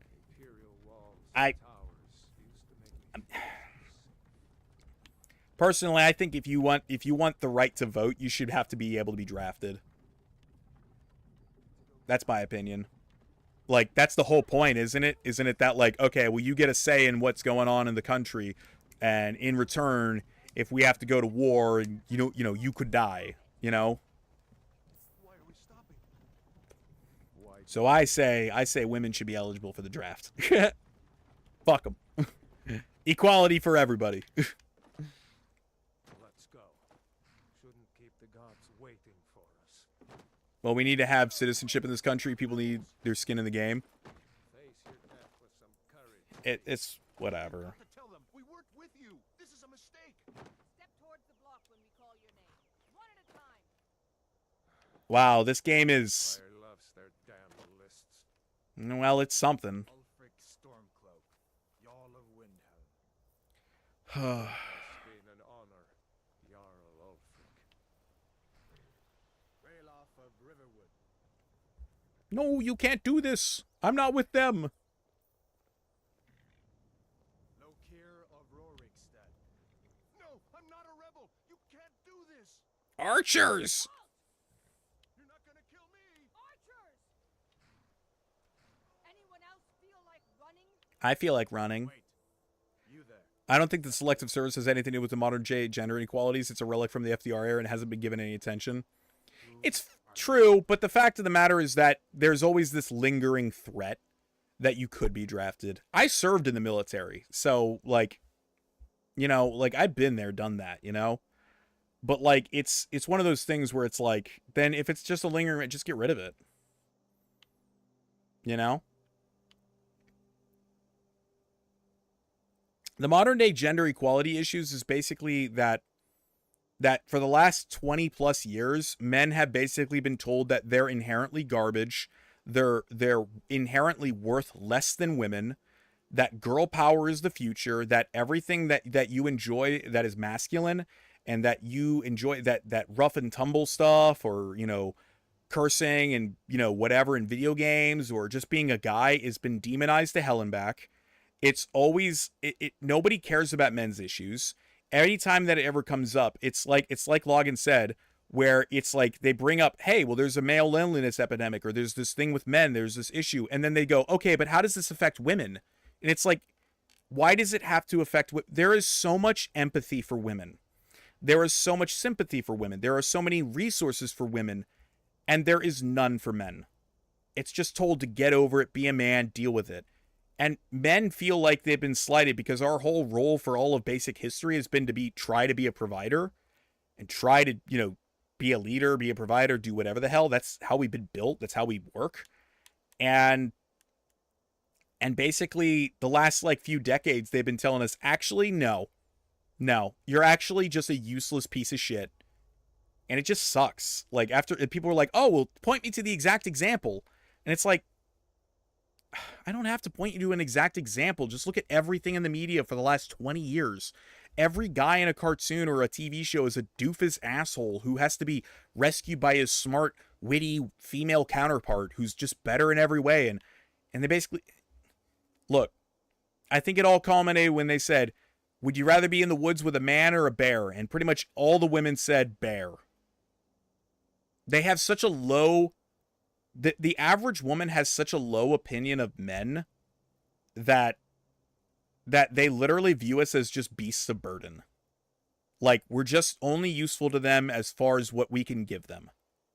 And, like, men want to give women the world. We do. Inherently, most men want to give a woman the world. We want to do things for women. We want to make them happy.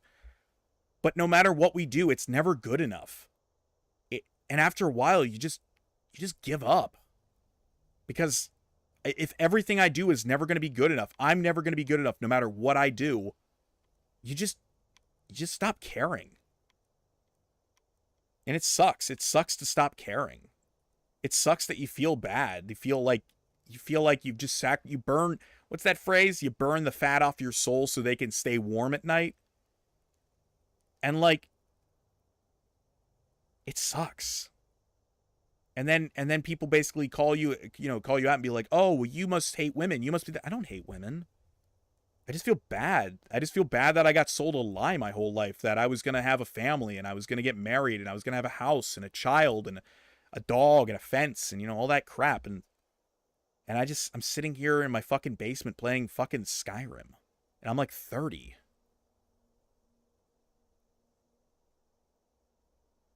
It's one of those things where it's like the life that most men got promised, that if they worked hard and they tried their best, they'd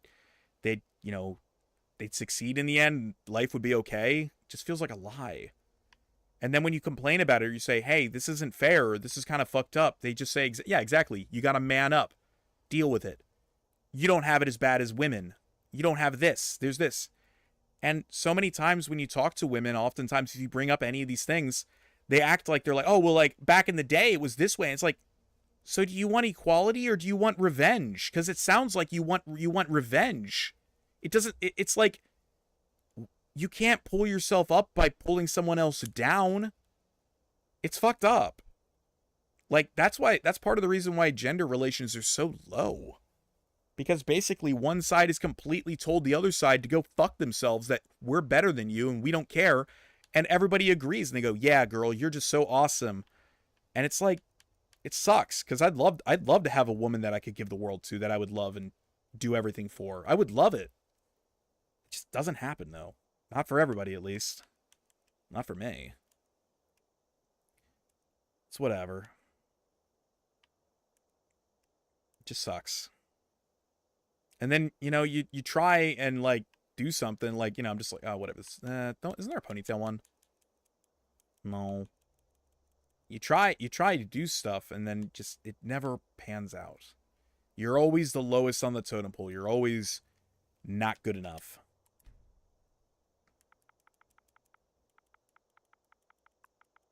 That's why a lot of guys turn to things like escapism, like video games and shit. You gotta man up only for the chads? Yeah. That's why a lot of guys turn to, like, video games and anime and shit like that. Because, like, it's an escape. Because you can still see, like, fun romance stories. Or a guy saving a girl and fighting the dragon or whatever the hell in a video game. And so when these ridiculous gender politics ideologies invade, you know, your last bastion of what you would hope is something that can at least comfort you in some small way, it's just dead. It sucks.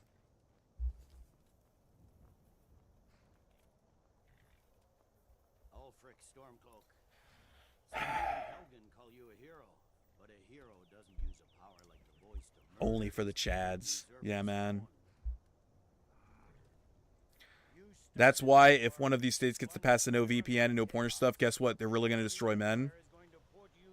Yeah, because they basically, anything that men enjoy is inherently bad. You already took it away in video games. You used to be able to get online and call people a fucking retard right to their face. Well, their ear.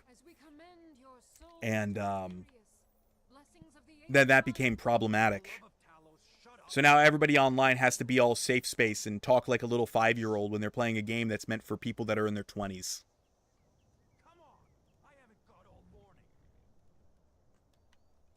Yeah, cut his head off. My ancestors are smiling at me, Imperials. Do it. Do it. Do it. Do it. Do it.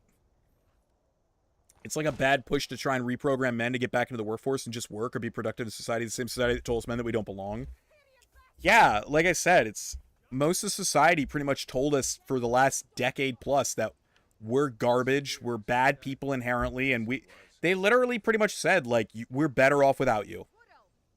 And then when a lot of men said, okay, fine, fuck you, I'm going to go play video games and watch anime and chill out, you know, do my own thing, you know, they got all butthurt. Oh my God, all the men are just being lazy pieces of shit.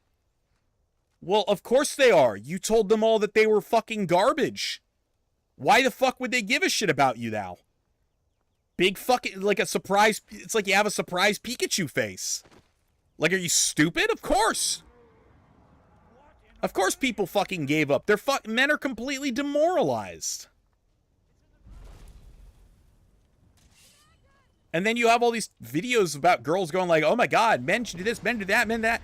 It's like, stop listening to women when they say this is what a real man is. They have no clue what a real man is. They have a fucking imaginary idea of what a man is. They have literally no idea. Because they're not men. So when a girl, it's like when a man says like, this is what a real woman is, and this is that and the other thing, and it's like, okay, cool, you can take that opinion, sure. But, like, at the end of the day, he ain't a woman, so why the fuck should you listen to him? You're just basically listing off things you wish women were. Oh, no, don't burn me alive, Alduin. Why do you think Biden wanted to flood the gate? I'm sure he's being told to plan on how men in the U.S. are checking out. We need to open the gates so we can replace the traditional workforce with cheap labor. He wants a new class of people, a really obedient class. I mean, yeah, that's pretty much it. It's just like, They want a bunch of people that, like, essentially come from a culture that they really can't go back to, and they work for cheap-ass amounts of money. I don't... And, like, it's... Again, I've said this before, and it's like, people literally, like, only give a shit about, like immigrants and stuff to the effect of how much they can benefit from it. It's fucking disgusting.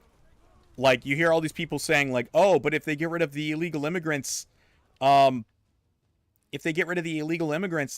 you know, food costs will go up, or this will go up. And it's like, okay, so you're okay with essentially slave labor as long as your avocados are cheap. That's fucked up.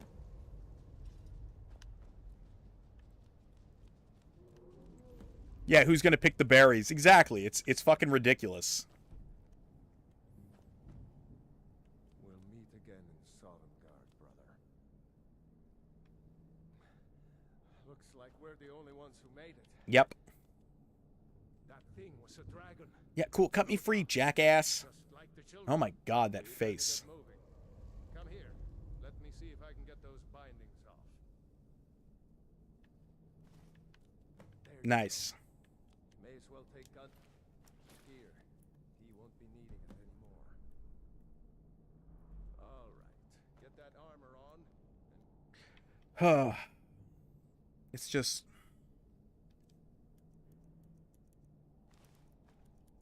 And then, like... That axe, a few swings. I like... Going to see if I can I hate to be that guy, but like notice like not to say like we had a lot of viewers or anything, but notice that like the view count drops immediately if you start bitching as a man. You're just not allowed to. You're not allowed to complain as a man. You have to pretend that everything's okay and everything's all right and everything's cool and hunky dory. You're not really allowed to you're not allowed to have emotions as a man. The only emotion that you're taught when you're younger is anger. Think about it. What are you taught when you're in school? What are you taught when you're in school and someone bullies you? What does your dad or whoever say to you? You fight back. You know, shit like that. You get told to be angry. You get told to don't take shit, you know, to tell that person to go fuck themselves or whatever the hell. And then when you get older, you're told, no, anger is actually bad. You should never be allowed to be angry, or you know, it's all bad. You should talk your differences out. It should be this, that, and the other thing. And it's like it's a total reversal. You're not allowed to have any emotions because it's like what Shuan had said. It's literally what Shuan had said. She said, well, you can't complain to your girlfriend. You can't go tell your girlfriend about how you're feeling because that's gay. You can't tell your friends how you're feeling because that's gay. You can't tell people that you work with or that you talk to or anything, you know, that you're hurting or things are wrong with your life because that's gay. Because basically every single bit of society tells you that, like, oh, well, if you speak and talk about things that are hard for you, you're a fucking loser. You're gay.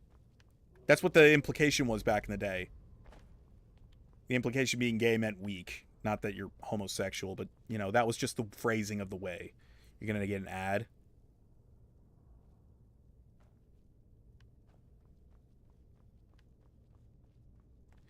It's truly a gotcha moment when they argue that since they're advocating, as you said, low pay instead of wanting companies to pay decent rather than cheap production plant in place of cheap labor. Yeah. Let me know when you get that back from the ad login.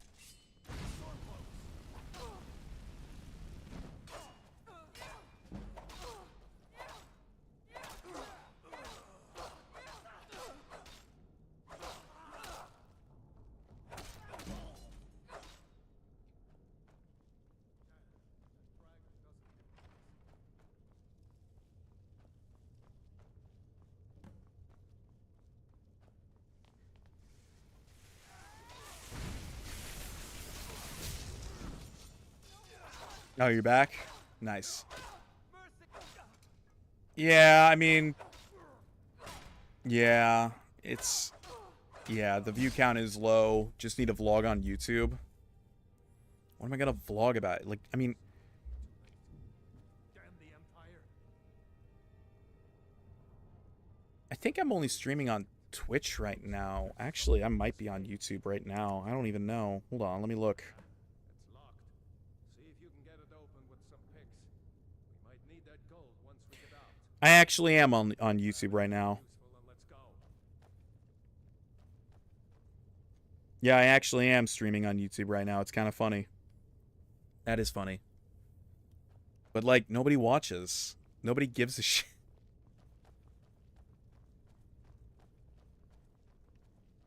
Like I said, it's just, it sucks.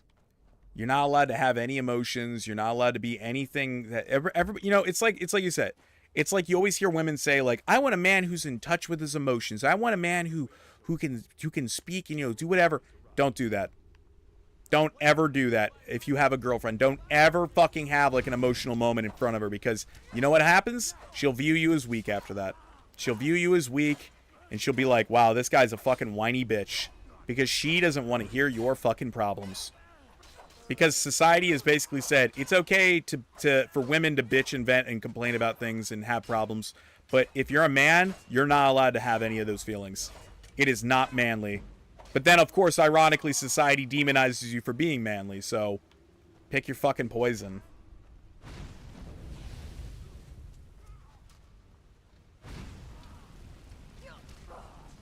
Burn. This is gameplay, guys. It's like I said, it's just like, you put in... That's why I'm just like, I don't know, I'm getting tired of streaming. I'm getting tired of streaming, I'm gonna be honest. It's a lot of effort. You don't get any feedback from it. You have a couple regulars. I love my regulars. I really do. I'm really appreciative. But at the same time, it's like, you feel like you're just a fucking idiot. Like, wow. Like, I'm just wasting my fucking time. You know, and it's like, if I was a girl and I had a pretty, well, I don't even have a pretty face because you're a VTuber model. But it's like, if I was a girl, I would have 100 fucking, you know, people, simps and shit fucking in here, fucking donating and chatting and talking me up about how awesome I am. And wow, you like Skyrim, or you like Morrowind, you're so fucking cool, heckin' whoa. Nobody cares when it's a guy. Which is, again, it's fair, you know. But like, it sucks. I don't know. I don't like bitching on stream and complaining, because it feels like I don't like to feel like I'm whining, but like I don't know. Sometimes it just kind of gets to you after a while, and you're like, this fucking blows. Wow, I leveled up. What a fucking gameplay loop. I will say the numbers did drop. The title is Book Club, not Red Pill Forum. Lol. That's fair. Maybe I should change the title.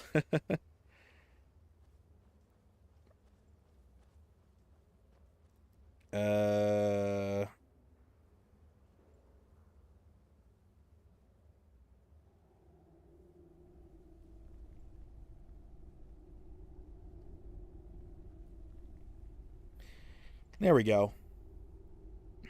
Updated. Hooray. Glad I could humor you there. Haha. Yes, you would have at least 30. Again, but like at the same time, it's like, do you want those 30? You know, do you really want those 30 if they're just a bunch of fucking simps that are after your ass? You know? Like, on one level, no, you don't.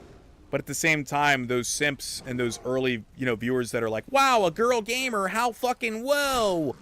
They open the door for that kinetic energy to go. I've said it before and I'll say it again, is that I think streaming, especially, even more so than like YouTube or like video making, is a kinetic energy thing. If you can get like a certain amount of viewers, it attracts more viewers, because then people will see you on the page, or they'll see you higher up on the level or whatever the hell.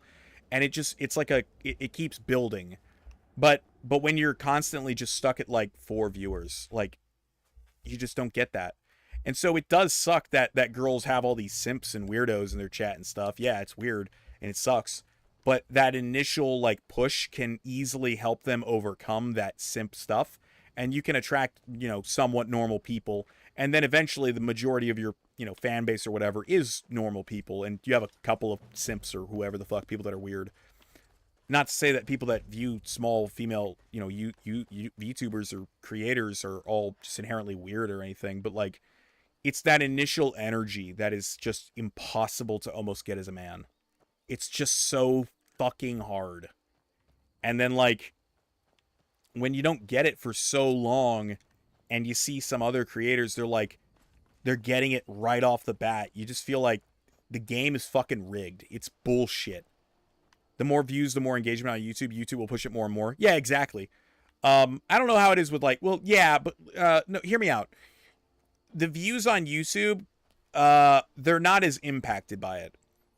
Like, you have to reach like a higher threshold number than you do on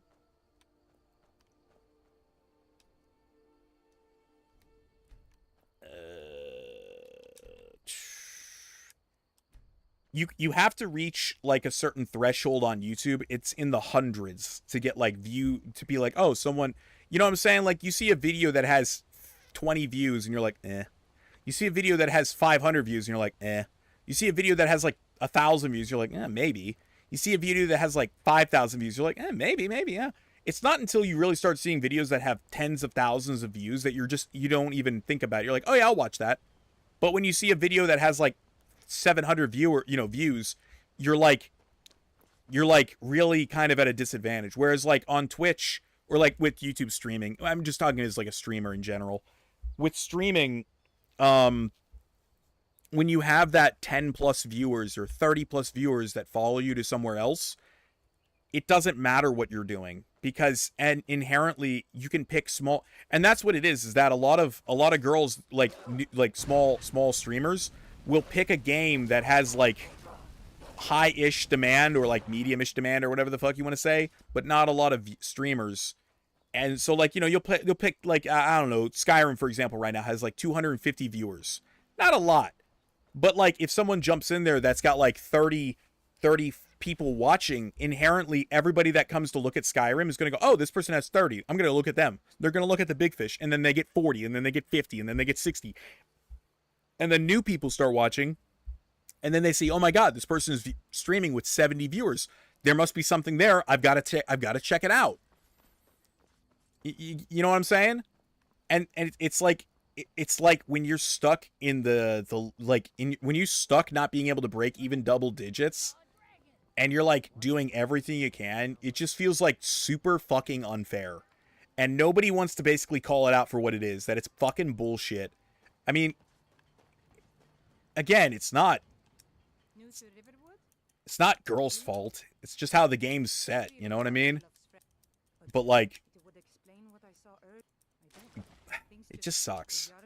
We need to get word to Jarl Balgruuf in Whiterun to send whatever troops he can. If you'll do that for me, I'll be in your debt.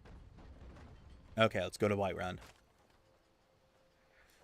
So yes, you can't really do it alone on Twitch. I agree. Like, I'm just to the point when I'm streaming, I'm like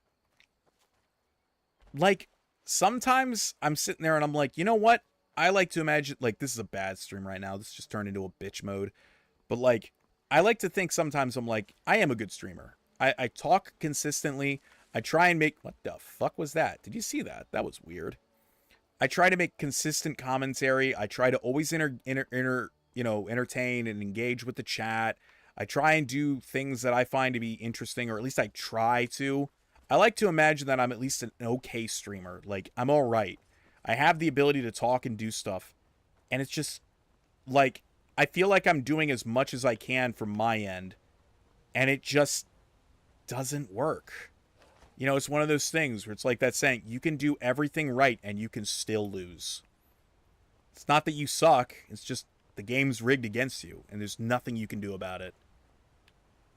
So yes, the person aspect of it, as a viewer, you're going to watch the most views since all of views act as authority on the topic. Exactly, yeah. So that's why it's so much more important for a streamer to have consistent viewers, or like have a somewhat decent sized group that'll follow them to somewhere, because that inherently attracts more people.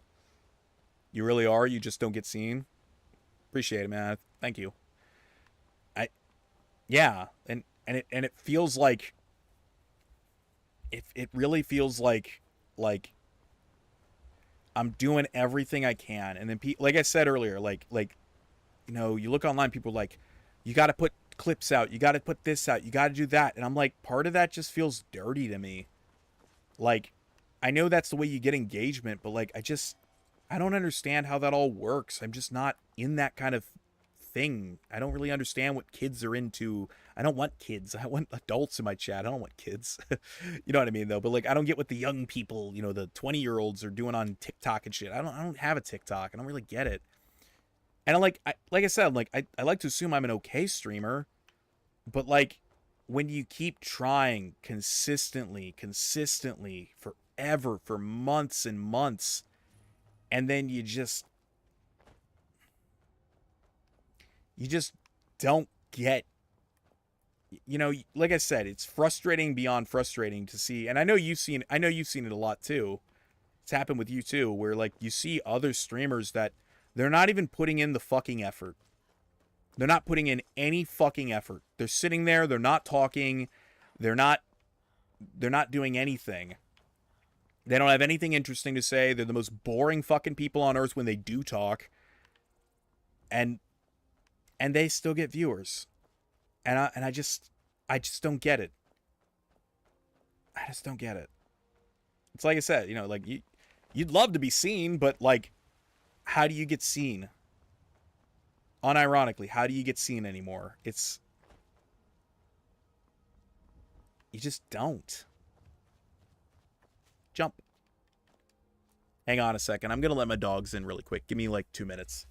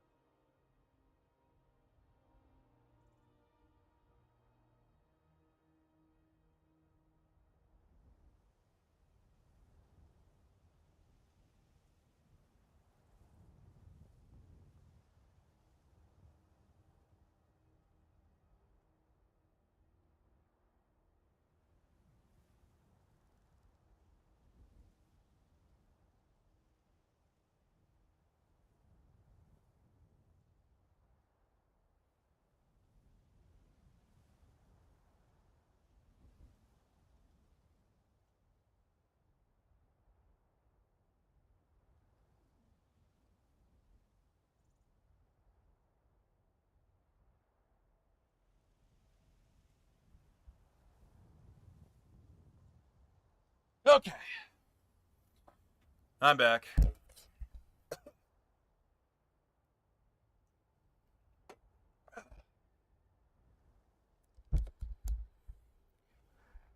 Oh, my throat. God damn. All right.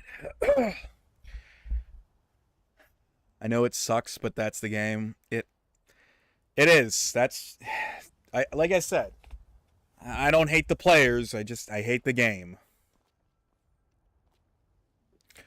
For you, it's just really marketing to get seen. You really have no way to put yourself on other platforms, and I know you don't want to do it, but Twitch really fucks its streamers when it comes to traction. I don't know, man. You're too authentic and real for this game. Thanks. And that's what sucks, is because, like, I've always tried as best I can to be just, like, my authentic self. To just be, like, I'm not bullshitting. I mean, maybe every now and then I've said some stupid shit that I'm like, hey, you know what, on further thought, like, maybe I don't actually agree with that. Or maybe I've made mistakes here and there like anybody else. You know, I've said stupid shit before. Like anybody would. I'm only human. But, like...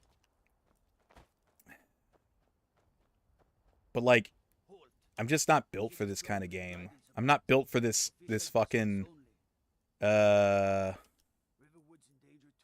not built for this fucking Twitch stream fucking me over kind of thing. Yeah, Helgen got hit by a dragon. Dwagon. I just don't have the energy. Like, I barely have the energy to sit here and stream. Playing video games is one of the few things that I can just kind of sit there and do, you know, and talk. I just don't have the, when I sit down to like make like content or like shorts or anything, like I just get tired and I just like my eyes glaze over and I'm just like, I just don't have the heart to do it.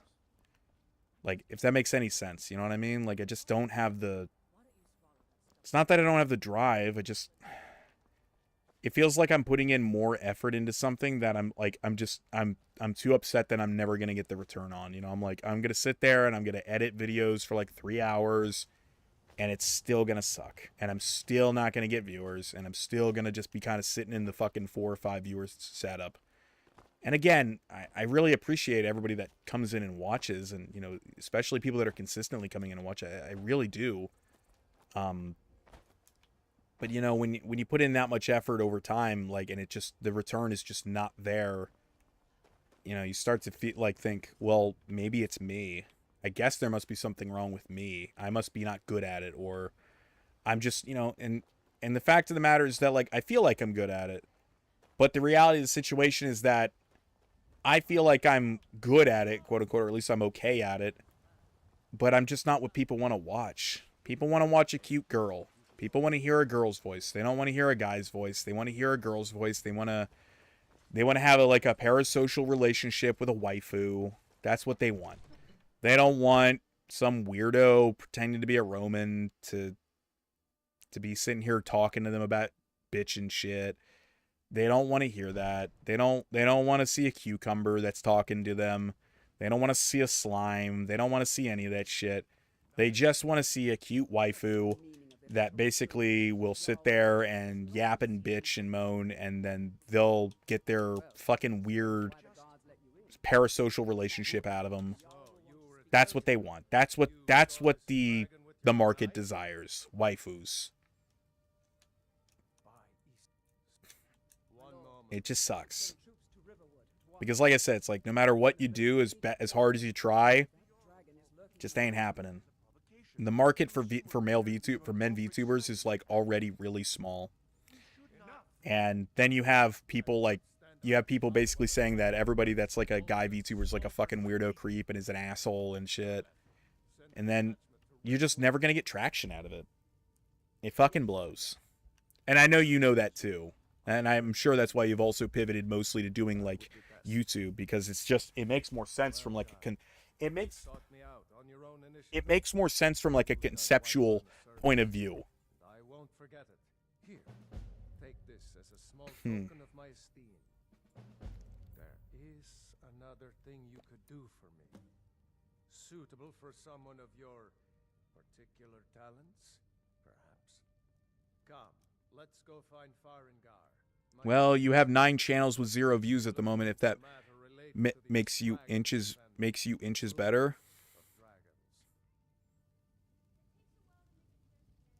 9 channels? What do you mean? I'm confused. I serve Jarl Balgruuf as steward. What?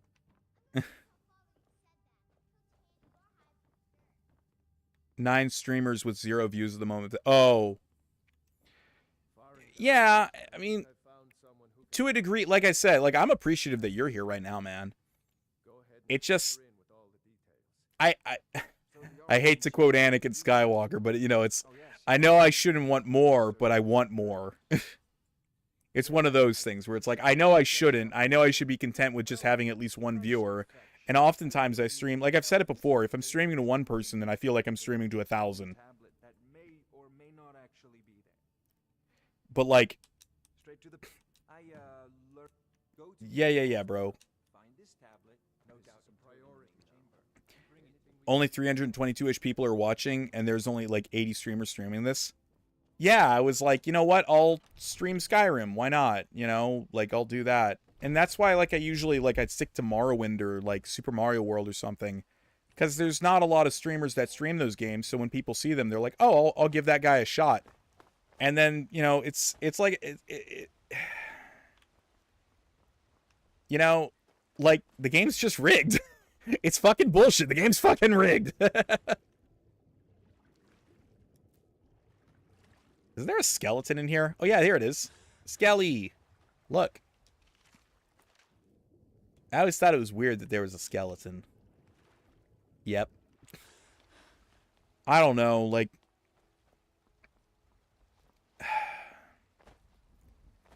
Like, I like streaming, I really do. But, like, some days I'm literally just like... I'm like just this. That is why people in town are sick.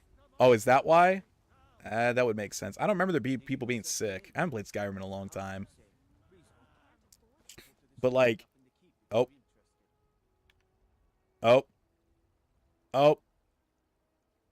okay, there we go. The game crashed for a second. You said, "Lol, I don't know." I was making. Oh, see, I'm like, I haven't played Skyrim in a long time. I don't remember there being like a sickness plot, but I was like, I'll believe it. Fuck it. I just need to hire one, maybe two good men. You won't starve. But like, I don't know. I'm like, sometimes I feel like I'm just like this close to just fucking calling it quits. I'm like, it's like, what's the fuck? What's the fucking point?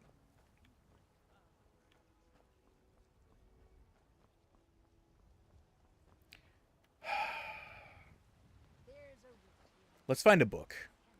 Let's find a book and read it, eh? Make this more happy.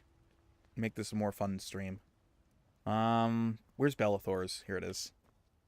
Yeah, there we go. Bellathor's probably got some books for sale. Let me know if you see anything you like. I work for Everything's for sale, my friend. All right. What do you got for sale? Give me that shit. Yeah, I know I had a fucking barter game. Jesus Christ. Beggar Prince, biography of Baranzaya. We want to find something that we haven't. I don't have any fucking gold. Fishing map. Oh yeah, I forgot they added fishing in this version. Nightingales, spell tome, uncommon taste. We'll buy that. Oh yeah, I forgot there isn't the barter system in this game. It's just like fucking stupid. You can't barter. That's so stupid. Ugh. There. Actually, let's sell him some crap. Oh, a fishing rod. I'll buy that. I don't have enough gold. I'm fucking poor as shit. I'm a lurk. I gotta start cleaning the house. That's no problem, man. I'm probably gonna get off here soon, so I appreciate you hanging out. Hit me up anytime on Discord. Yeah, no problem, bro. Same here. I'm probably just gonna quit streaming in a few minutes, so...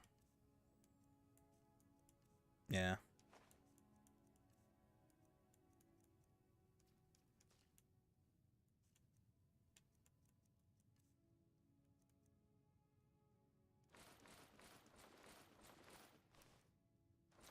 I'll stay for one more book. All right. Let's read a book. We'll read it outside in the warmth of the sun, and then we'll call it a stream. So we'll read it here next to the little river thing, little aqueduct. Oh, we'll level up really quick. Level up, yeah. Health. Yeah, okay. Alright, let's read a book, eh? Alright, what we got here? Uncommon Tastes by the Gourmet. Oh, it's a fucking cookbook. No, we're not reading that. We'll read the Nightingale one. The Nightingales, Fact or Fiction by Wilhelmina Roth. Mention the Nightingale to any thief worth his salt, and he'll laugh in your face. He'll tell you that the supposed avengers of the Daedric Lord Nocturnal are nothing but fictional characters who live nowhere else, but within tales designed to scare young footpads into doing what they are told. But are they fictional, or simply misunderstood? While it's true that most scholars would scoff at the notion of a holy sect appearing within the normally unethical and unorganized rabble that is the Thieves' Guild, evidence suggests that such a group existed at one time within the borders of Skyrim. 120 years before the publication of this tome, a corpse was discovered wearing a strange suit of armor that was described as Forged Midnight. The tattered armor bore a crest of some sort, the symbol of a bird embracing a circle of undetailed blackness. The remains in the armor was taken to the College of Winterhold for study, but mysteriously vanished only a day after it had arrived.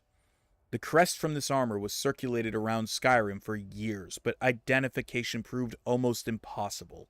Then, the most unlikely of sources, a prisoner incarcerated within the mines of Markarth, claimed that it was the mark of a group of thieves who called themselves the Nightingales. When pressed for more information, the prisoner claimed that the Nightingales were warriors of Nocturnal and performed her bidding without question. He claimed his source was someone he knew within the Thieves' Guild of Skyrim, but he refused to identify them by name, so his story was quickly dismissed. The second piece of evidence pointing to the existence of Nightingales exists to this day just outside of Riften. Discovered at the terminus of a short pathway off of the main road stands a stone of unidentified blackened material. Carved into its face is the same avian symbol previously found on the dark suit of armor. To those that subscribed to the existence of the Nightingales, this was thought to be some sort of meeting place. To others, this symbol was once again dismissed as a hoax, or simply a diversion created by the Thieves' Guild. The final and most controversial sample of evidence is a passage found scrawled on the inside of a cell wall in Whiterun. The cell had previously been occupied by a Dunmer named Lorthus, was incarcerated for murder and was set for execution. After the deed was performed and Lorthus' cell was examined, the following was found etched into one of the stone blocks. "Take my hand, Lady Nocturnal, for it's my will to serve you. As a nightingale I am born anew. Let my past echo our triumph." This is the first and only time that a solid connection between Nocturnal and the Nightingale has been made. The unusual nature of the passage, the religious connotations towards Nocturnal made by a career criminal, kept discussions lively for years regarding the possibility of this group actually existing. Sadly, since not a single piece of evidence beyond this has surfaced to date, this exciting discovery faded into obscurity and debate subsided. With these scant samples of evidence, conclusions are difficult to formulate. All we are left with are more questions than answers. Can religion and thievery coexist? Does the Daedric Lord Nocturnal have active agents roaming Skyrim with a no doubt nefarious purpose? Does the Thieves' Guild have extensive knowledge of the Nightingales but remain sworn to secrecy? Perhaps, one day, the answers to these questions will be revealed. But at present, it falls to you, the reader, to decide whether the Nightingales are fact or merely fiction. Ooh. What a fun book. What a fun book. Alright. Well, I think I'm just going to call it here. I just realized, I want to see, can I see the last time I saved? No, it won't let me. Wait, character selection. Wow. The last time I played this game was unironically 6 years ago. What the fuck?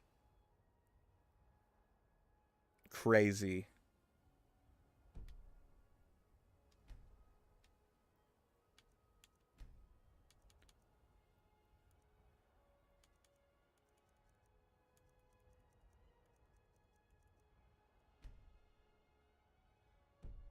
Huh. All right, well, let's save and I'll call it a stream and